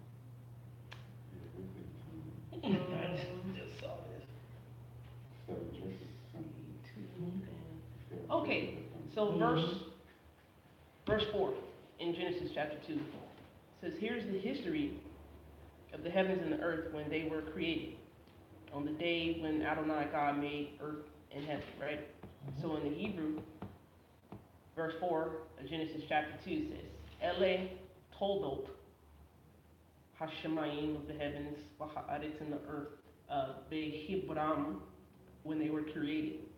So Abram's, the root word of Abram or Abraham, pretty much is created. But if you notice, I said Toldot in verse 4 when I came across the Hebrew in Genesis chapter 2, verse 4. In verse 4 here of Genesis 2, Toldot is spelled Ta, Wa, Lamed, Dalet, Wa, Ta. So this has 6 consonants here. And in where we're at, Genesis 25, it had 5 consonants. The next place, the word Toldot, or the generations, or the lineage, or the histories, or the generations come from, is Ruth. Wow, we know what came, wow. When those are the birthers of Yeshua Messiah. Yeah. So I just wanted to throw that bug out there, something to go back and study. But you see how powerful the language is, how deep, that's spiritual. That's the spirit right there. The Hebraic thought is deeper than just, it's more than just a surface level view. It's deeper. There's much more substance to it. And that's why one thing I know, that me being around Ashanti for all these years, we advocate for those. We're not saying learn the language, but at least do a few word studies. Yeah. So you get a deeper understanding of what the Most High has already revealed. It's already spoken. Yeah. So it's already here for you. Right. He says, seek, like Christ said himself, seek ye first the kingdom of God, and all his righteousness, and all those things that you need shall be added unto you. Yeah. Just seek me out, I'll give it to you, and all the things you need, I got you off a trip. Yeah. So yeah, Ruth chapter 4, verse 18, it says, here's the genealogy of Perez. So the genealogy, that word again is Toldot, and it's restored. It's spelled with the 6 consonants again. So the generations are pretty much, kind of contaminated, broken, but the restoration comes through Yeshua. Yeah. But that's what I just wanted to put out. Did Perez come through the new room? Perez, That means breakthrough, the right? breakthrough.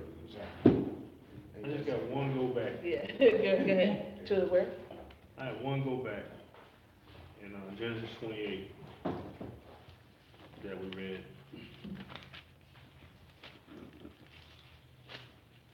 So basically just one through 3, verse 1 through 3. So you said call Yaakov, Genesis 28, verse 1 through 3. So he said call Yaakov and after blessing him, charged him, you are not to choose a wife from the Hittite women. Go down to the home of Bethuel, your mother's father, and choose a wife there, and the daughters of Laban, your mother's brother. Verse 3 says, may El Shaddai bless you. So why El Shaddai? Why did he use El Shaddai here? Because he's mighty. He's a mighty God, that's why. Well, they're all mighty, but you have to know the meaning of El Shaddai, really. Yeah, El means either God and Shaddai. It's exactly. So go the first time he used El Shaddai was used in chapter 17:1.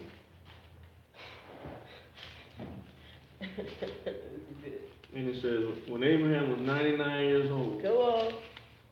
Adonai, still the Most High, Master Lord, appeared to Abram, and said to him, I am El Shaddai, God Almighty.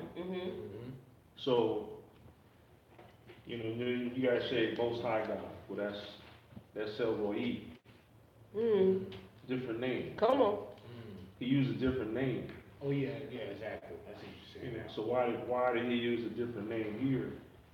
Well, I would say this. El Shaddai is not necessarily a name, it's what he is. It's an action. It's action. What kind of action? It's mighty. As far as I know, I just know it to be mighty God. That's all I know. So that's as far as So to that question, I don't have the answer for that.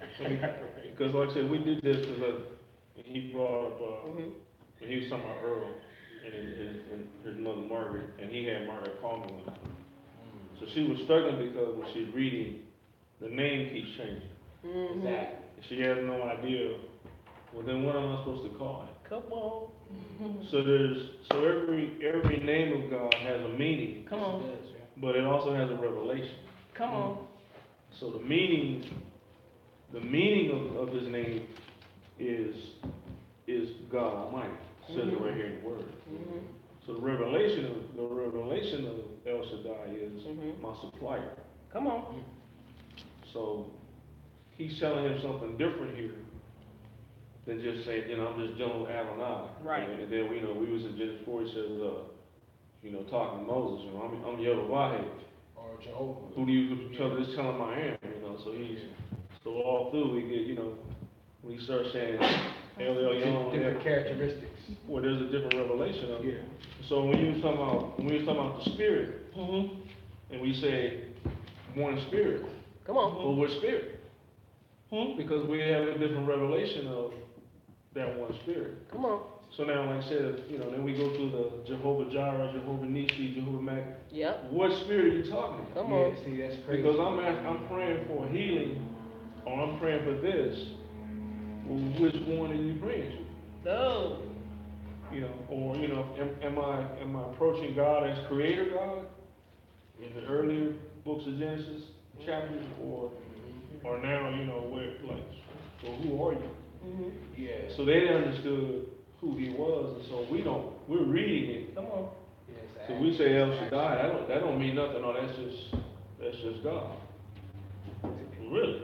Wow. Doing a certain thing, like you said, supplying. Exactly. I think of the word sufficient, because a lot of people don't think that the Father can have something sufficient. He can't supply something sufficient for you enough, like But you said, Genesis. because he told him in chapter 17, Right. he says in verse 2, Yeah. I will make my covenant between me and you. This ain't Israel, Come on. right? And so now Isaac is saying, may El Shaddai, the same covenant that he made with Abraham, the same covenant. Sufficient enough. That's the blessing. That's the covenant that I'm praying for you. Yep. So, you know, like I said, you know, bloodline, genealogy, it can only be passed down one way. Come on. So it's not the same, you know, there's a whole different revelation in what he's praying here. So I'm repeating the blessing that I bless Abraham. Hallelujah. And so now, may El Shaddai, the one who supplied that blessing, you know, I didn't ask, and I'm praying the Lord that he bless you. So he said, you know, like he said, so Isaac called Jacob, and after blessing him, he charged him. But then he said, may El Shaddai bless you. Mm-hmm. So when did he receive the blessing? Because Isaac, you know, so I'm saying there's something else, something deeper happening here. Exactly. Hallelujah. So, you know, when did he receive the blessing? Let's say, now he'll translate to us. You say, you already have the Spirit. That's- When did I receive it? Come on. Because I need it right now. Come on. Exactly. Well, you already got it. Mm-hmm. But I don't have everything you have. I don't have what I need. I don't have When you be I don't have obedient. the thing. Exactly. Would You, be you have to, obedient. yeah, exactly. I mean, I haven't been charged, you know, I am I charged now? Yeah, El Shaddai has supply, he's a supplier, he's a supplier. So he said, so like I said, we're praying for something, he said, believe you already received it. Mm. When do I receive it? Mm. Well, you know, of course, we know when I prayed for it, but manifestation of it.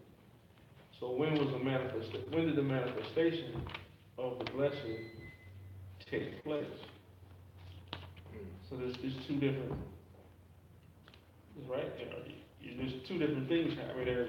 I'm praying for something, but then there's a blessing. So my Father blessed me, Hallelujah. gave me everything he had, passed everything down to me, gave me the crown, you the king. Now may El Shaddai bless you. But we're going to see further, especially how he got the blessing manifested in the next verse. So I mean, we have to read, you know, but now we have to read further. We have to read further because now, when did Jacob receive the blessing from Adonai?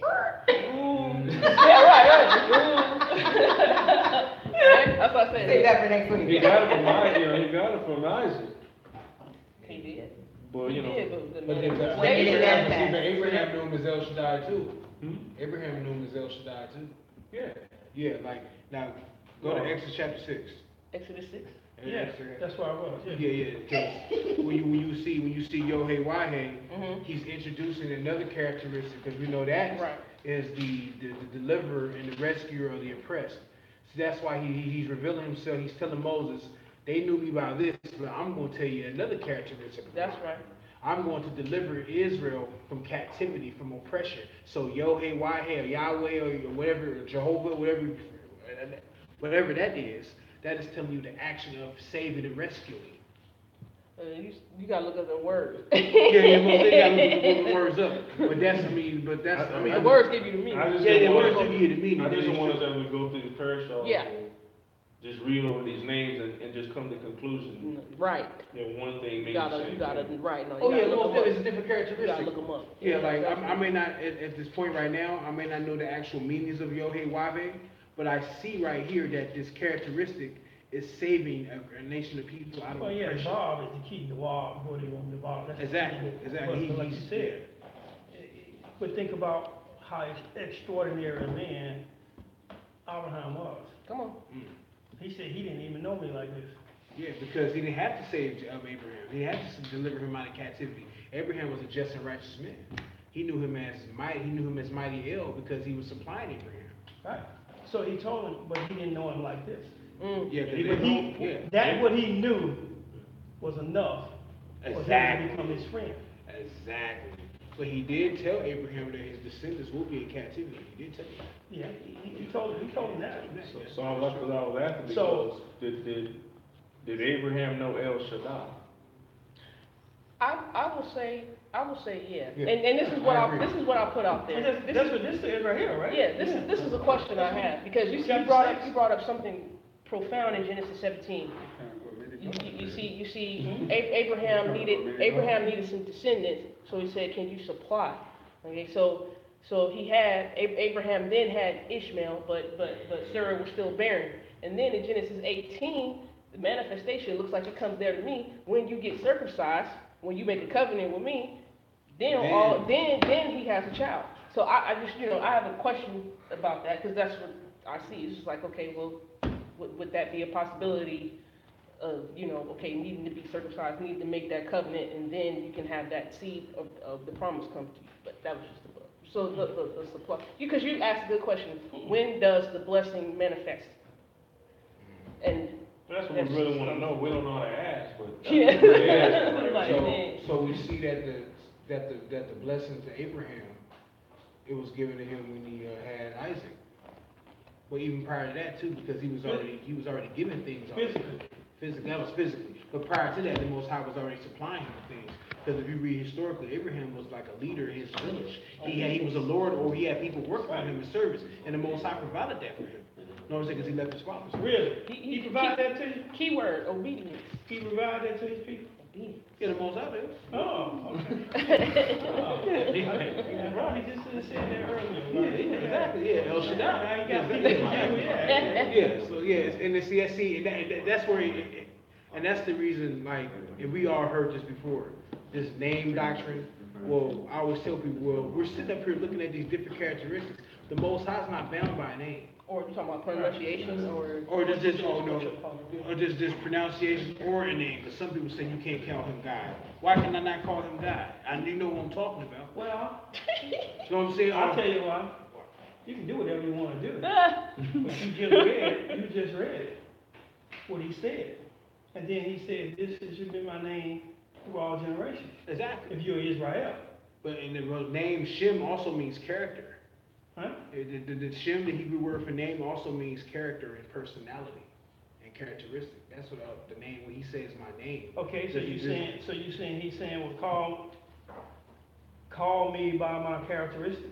Or know me by my characteristic. Or know me as the supplier. He told them, where is it? Is it 13? When he told them, when he said, no, this is, when he did the Yod Hey, Vav Hey here. I'm just gonna put it like that, right? All right, and then he said, Oh, now you're Exodus 6, okay. yeah, back where you were. Yeah. Okay, blah, blah, blah, blah, blah, blah. It was when he said, It was in verse 3. verse 3, He said at first, he said in verse 3, where he said you had Valverde. I got my head messed up. Yeah, but he said it again, and he specifically told them, said, when you tell them, he said, who should I call? Who should I tell them who sent me? He said, you tell them the Elohim of Abraham, Yitzchak, and Abraham, Jacob, yeah. Right. Yeah. And he said, and then, this is my name to be remembered forever. Yeah, now Yohei Wahe, right? Huh? Yeah. Now you want to know why? Yeah. Because he's delivering them from captivity. That's the name. That's because they're being delivered from captivity. Okay. Yeah. So what's the Bob mean? I would say the nail. Yeah, you know the Hebrew, right? The nail that Okay. pretty much holds things. So that's right. So that puts Yahweh Shai right in the middle of it, right? Yeah. You know, so that's why it's continuous. It's so that's why we are where we are now with him. See. What about Yira? Jireh? Seeds. What that mean? You get seeds. Huh? Seed. Seed? Mhm. Okay. He seeds. All right. So like I said, we did it because before we did the parasol way back in the day, when we studied the names of God. Okay. Most people don't, how much they pay attention, whatever, and we printed it out and everybody, we made little binders and books. And so, even like, we talked about the numbers, right? Yeah. So I heard y'all say last week, somebody asked, what's the number 7? And they said, it means complete. But what does 3 mean? It means complete. Right. 7 means divine completion. Huh? Man. 7 means divine completion. Perfection, really. Well, actually, 3 means divine. No, 3 means completion. Well, I looked it up before I came. 3 means completion, and So 7 now, means we perfection. read today That's why when you shoot crap to 7. we read today in chapter 26, verse 33, Mm-hmm. it says, 7 means an oath. Oh, Shabbat, yeah, mm-hmm. Yeah. You know, and so what's the difference between the 3 and the 8 then? The 3 and the 7? The 3 is perfection. The 3 is completion. The 7 is perfection. Perfectly complete. Which one? Well, you were satisfied with the answer last week, but that's not what the It answer ain't was. one. It ain't one. And then one is one. So you guys settled last week and you said 7 means what? Completion. Right, and then everybody was satisfied. Now you're saying it don't mean completion. It Well, means perfection. I must have missed. I'm You just asked saying the question. from what I hear, you know. And then if you know me, you know that I don't. Sometimes we bring things up, so just like she said, it leads to something else. It'll come around again, and here it is. You know, the way I understand that, I don't mean it's written in stone, but the way I understand it is divine perfection. 7, you know, like the 7 spirits, and you can go on with the 777. The 3 is completion, you know. And so he got a thing in here. Did you all read this by Shaddai? I read it on my own, but. I read it, You read it? But it's good to read out So what do loud. you think about that? You know what I'm saying? We can get back to the numbers, but what do you think about that? That's, You say this would give Shaddai the meaning of devastator or destroyer, It changed the meaning of some other which can hardly be right. some other stuff that I had as the meaning of it, so it added more meaning to what I had previously had. The same thing when I was looking on 3, because they used 3, the number 3 used the word diatheke, and the word meant divine completion, perfection. And then 7 is used the word horkos, which meant spiritual completeness, perfection. So one was divine, one was spiritual, so then I had to go back, okay, I thought, I took the Leon, well, everything's spiritual, so divine must be spiritual, so what's the difference between that's a good the question. divine and the spiritual? Because I had to go back, because I wasn't clear about what was meant by that, and so when I went through it, it was really talking about the number 3 is really attached to covenant, where 7 is attached to oath. Now, I ain't gonna argue with nobody. No, I'm just listening. I want to hear it. I'm trying to. But I mean, it's just, when I went through this whole thing in my meditation all week, as I was studying, and I went, it took me to some references that was saying this was the difference. So it's Covenant and oath. covenant and oath. So Yeah. 3 means covenant. Yes. So perfection It's and completion covenant is out. is perfection. Well, that's Well, they both are Yeah, perfect, complete perfection. yeah. One. I see what you're saying. how's a covenant perfection? When some covenant is indicative upon the other person. Well, what's an oath? Let's define an oath. What's an oath? An oath is something within me that comes out of me that I determine that I would do. I swear by it. Or you keep. Okay? Mhm. Right. So covenant is, some covenant, we talk about this covenant, and even somebody even brought that up that may not, that may have not just been totally on Yah. That Abraham might have had to do a part too when you were talking about the circumcision, but that's another story. Yeah. But some covenants are indicative upon the 2 people agreeing. Yeah. And if one person don't agree, then it's not complete. Exactly. When I looked it up in the Vines, I had covenant meant a will, agreement Or to contract. divide or cut, Yeah, Yeah. and Yeah. an oath what Okay. means to is to restrain, yeah. and it also means a fence. Okay? You know, you put a fence around me, you corral me, restrain me. That's the same thing as that. So how does 3? 1, 2, 3. I said I'm not gonna argue with you. No, I'm not. Because I'm just saying, I don't know Okay. how to tell you that. I was saying that's just what I study. Mm. I don't have the complete revelation of Okay. it, but that's just Why what you say arguing? I'm not So arguing. I'm not arguing, that's what I just said, I'm not arguing. So I said I just brought it up, Right. Yeah. because we read it in this book, but nobody said anything. But we talk about this, so we heard these numbers, and I was just saying, Yeah. when we were doing parasols, we were doing some numbers and some letters, and we were doing the names of God, and we were breaking all this down, so, because we had never really did Torah, so now, and then we switched to these books, so now we're reading, okay, what does this really mean? So you can download some stuff that you know, the church will use, Bible study, you know, whatever, but now, when you really read it in the Hebrew, they take you on a different journey. You know? Yeah. So, deeper. Yeah. So I was just saying that, bringing it up, that it's like, so now I don't know if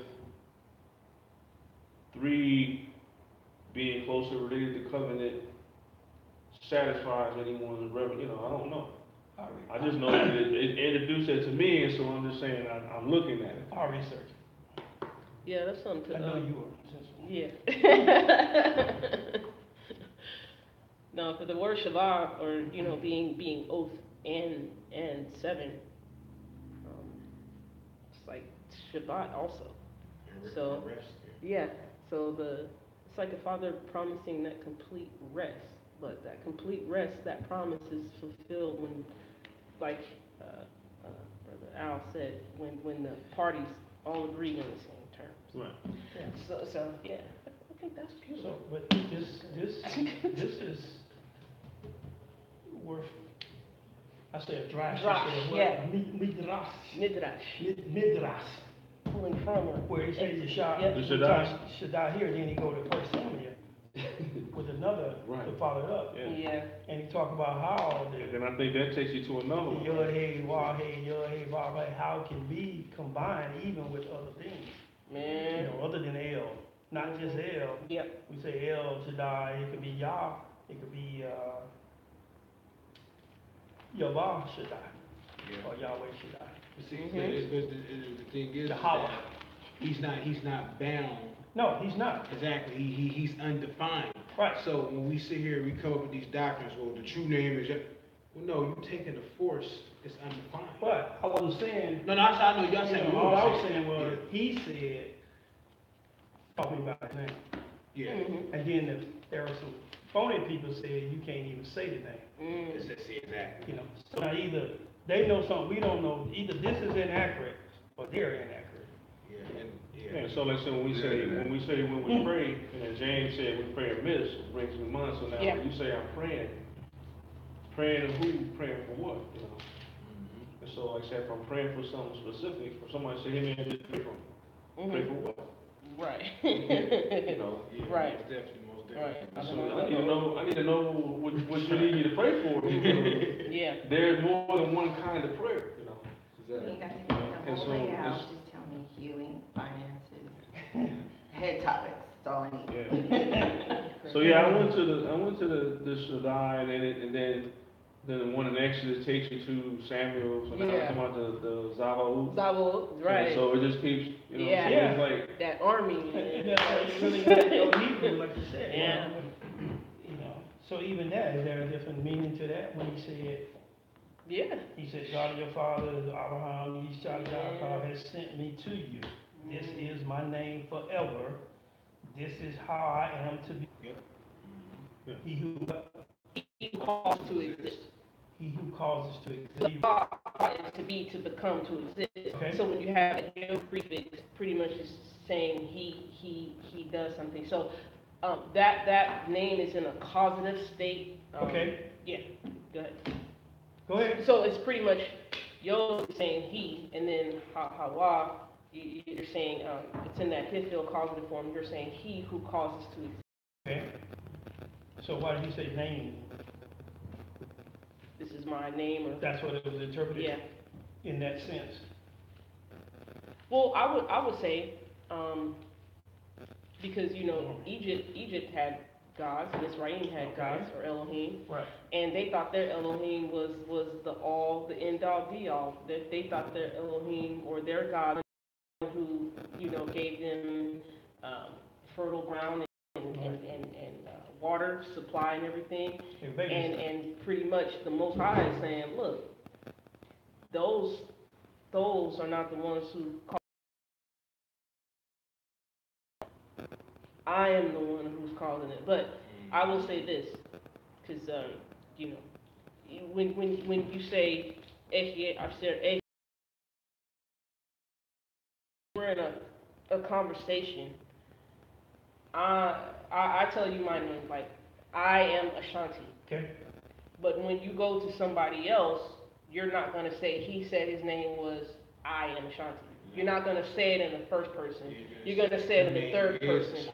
So, Yod-He, Wah-He, that's in the third person. So, Moses was telling the people, he said his name was, he shall call Susan. So it's the third person. So it switches from the first person, Ehye, Asher, Ehye, to Yod-He, Wah-He. You know, so you don't present yourself, when you're telling somebody else what somebody's name is, you're not going to present yourself in the first person like that first person told you. Right. Exactly. So, yeah, but I Jimmy don't like that. And another thing too, Sorry. while the name is being introduced, it's the action behind it that he wants us to remember as well. Okay, so now the initial thing was about the word God. Okay. So the initial thing came up about whether you should use God or whether you should use one of these. And I will say, me personally, if I'm around my brothers and my sisters, if I'm around others of like mine, they say God, I'm not gonna play semantics. Okay, we talking about you though. I watch First Take. You can't project stuff and see your head. That's all. I was just saying, you know, that's all good. That's all. I mean, it's just, we talk about growth. And so even like now, if I say on the The surface level. it says name, so I can take that, okay, he said this is name. So now you go on a deeper level, and you say, this is first person, this is the, okay, so then it brings even to understand, but you have to do the first thing. Or the surface level, you gotta go in before you dig, you gotta get the surface level. Most definitely, I do understand. So I don't know nothing about the Shabbat, but he says, honor the Shabbat, remember the Shabbat, so I'm gonna do that. So I might be doing it on a Thursday, but then he comes and says, since you honor it, I'm gonna show you this, I'm gonna show you this, I'm gonna show you this. And that's why I always stress, like, when it comes to the Sabbath or the Shabbat, or whatever you prefer to call it, it's not a day of do's and don'ts. Okay, It's a day of rest. okay, So a lot of people take the Sabbath as this day to where, no, don't do that, no, don't do this, jump. No, right. that's not what it's all about. Yes, are there things we're not supposed to be doing? Yes, there's things written that we're not supposed to be doing. But that's not the purpose why it was set apart. It was set apart for you to rest. Back in Bereshit, when he first initiated it, he said he wanted at his majesty. He took everything in, he watched everything happen. So he rested in that sense, I'm watching these things take place. Exactly. So if we are active instead of passive, those things happen automatically.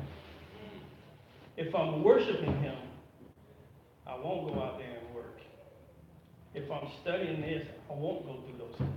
A lot of people stop at the rest. It's for rest. For rest to do what? To worship. So if I'm resting but not worshiping, then you ain't resting. Exactly. He said, this author said,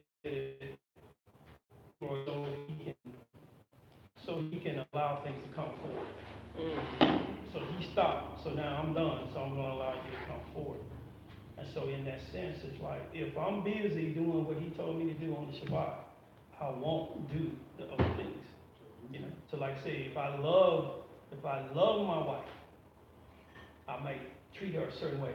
But as I understand love, if I continue to love, and then the love becomes complete, perfect as it Paul, then I won't do these things to you. Like I say, if I love you, I won't steal your car. You know, even though I might like your car, I like this car better than my car, but I won't steal it because I love it. So it's in that same sense. If I'm doing what I'm supposed to be doing on the Shabbat, there's no room for the other stuff. Mm. Yeah. He's barred. Huh? He's barred. He won't let me borrow. We wrapping up.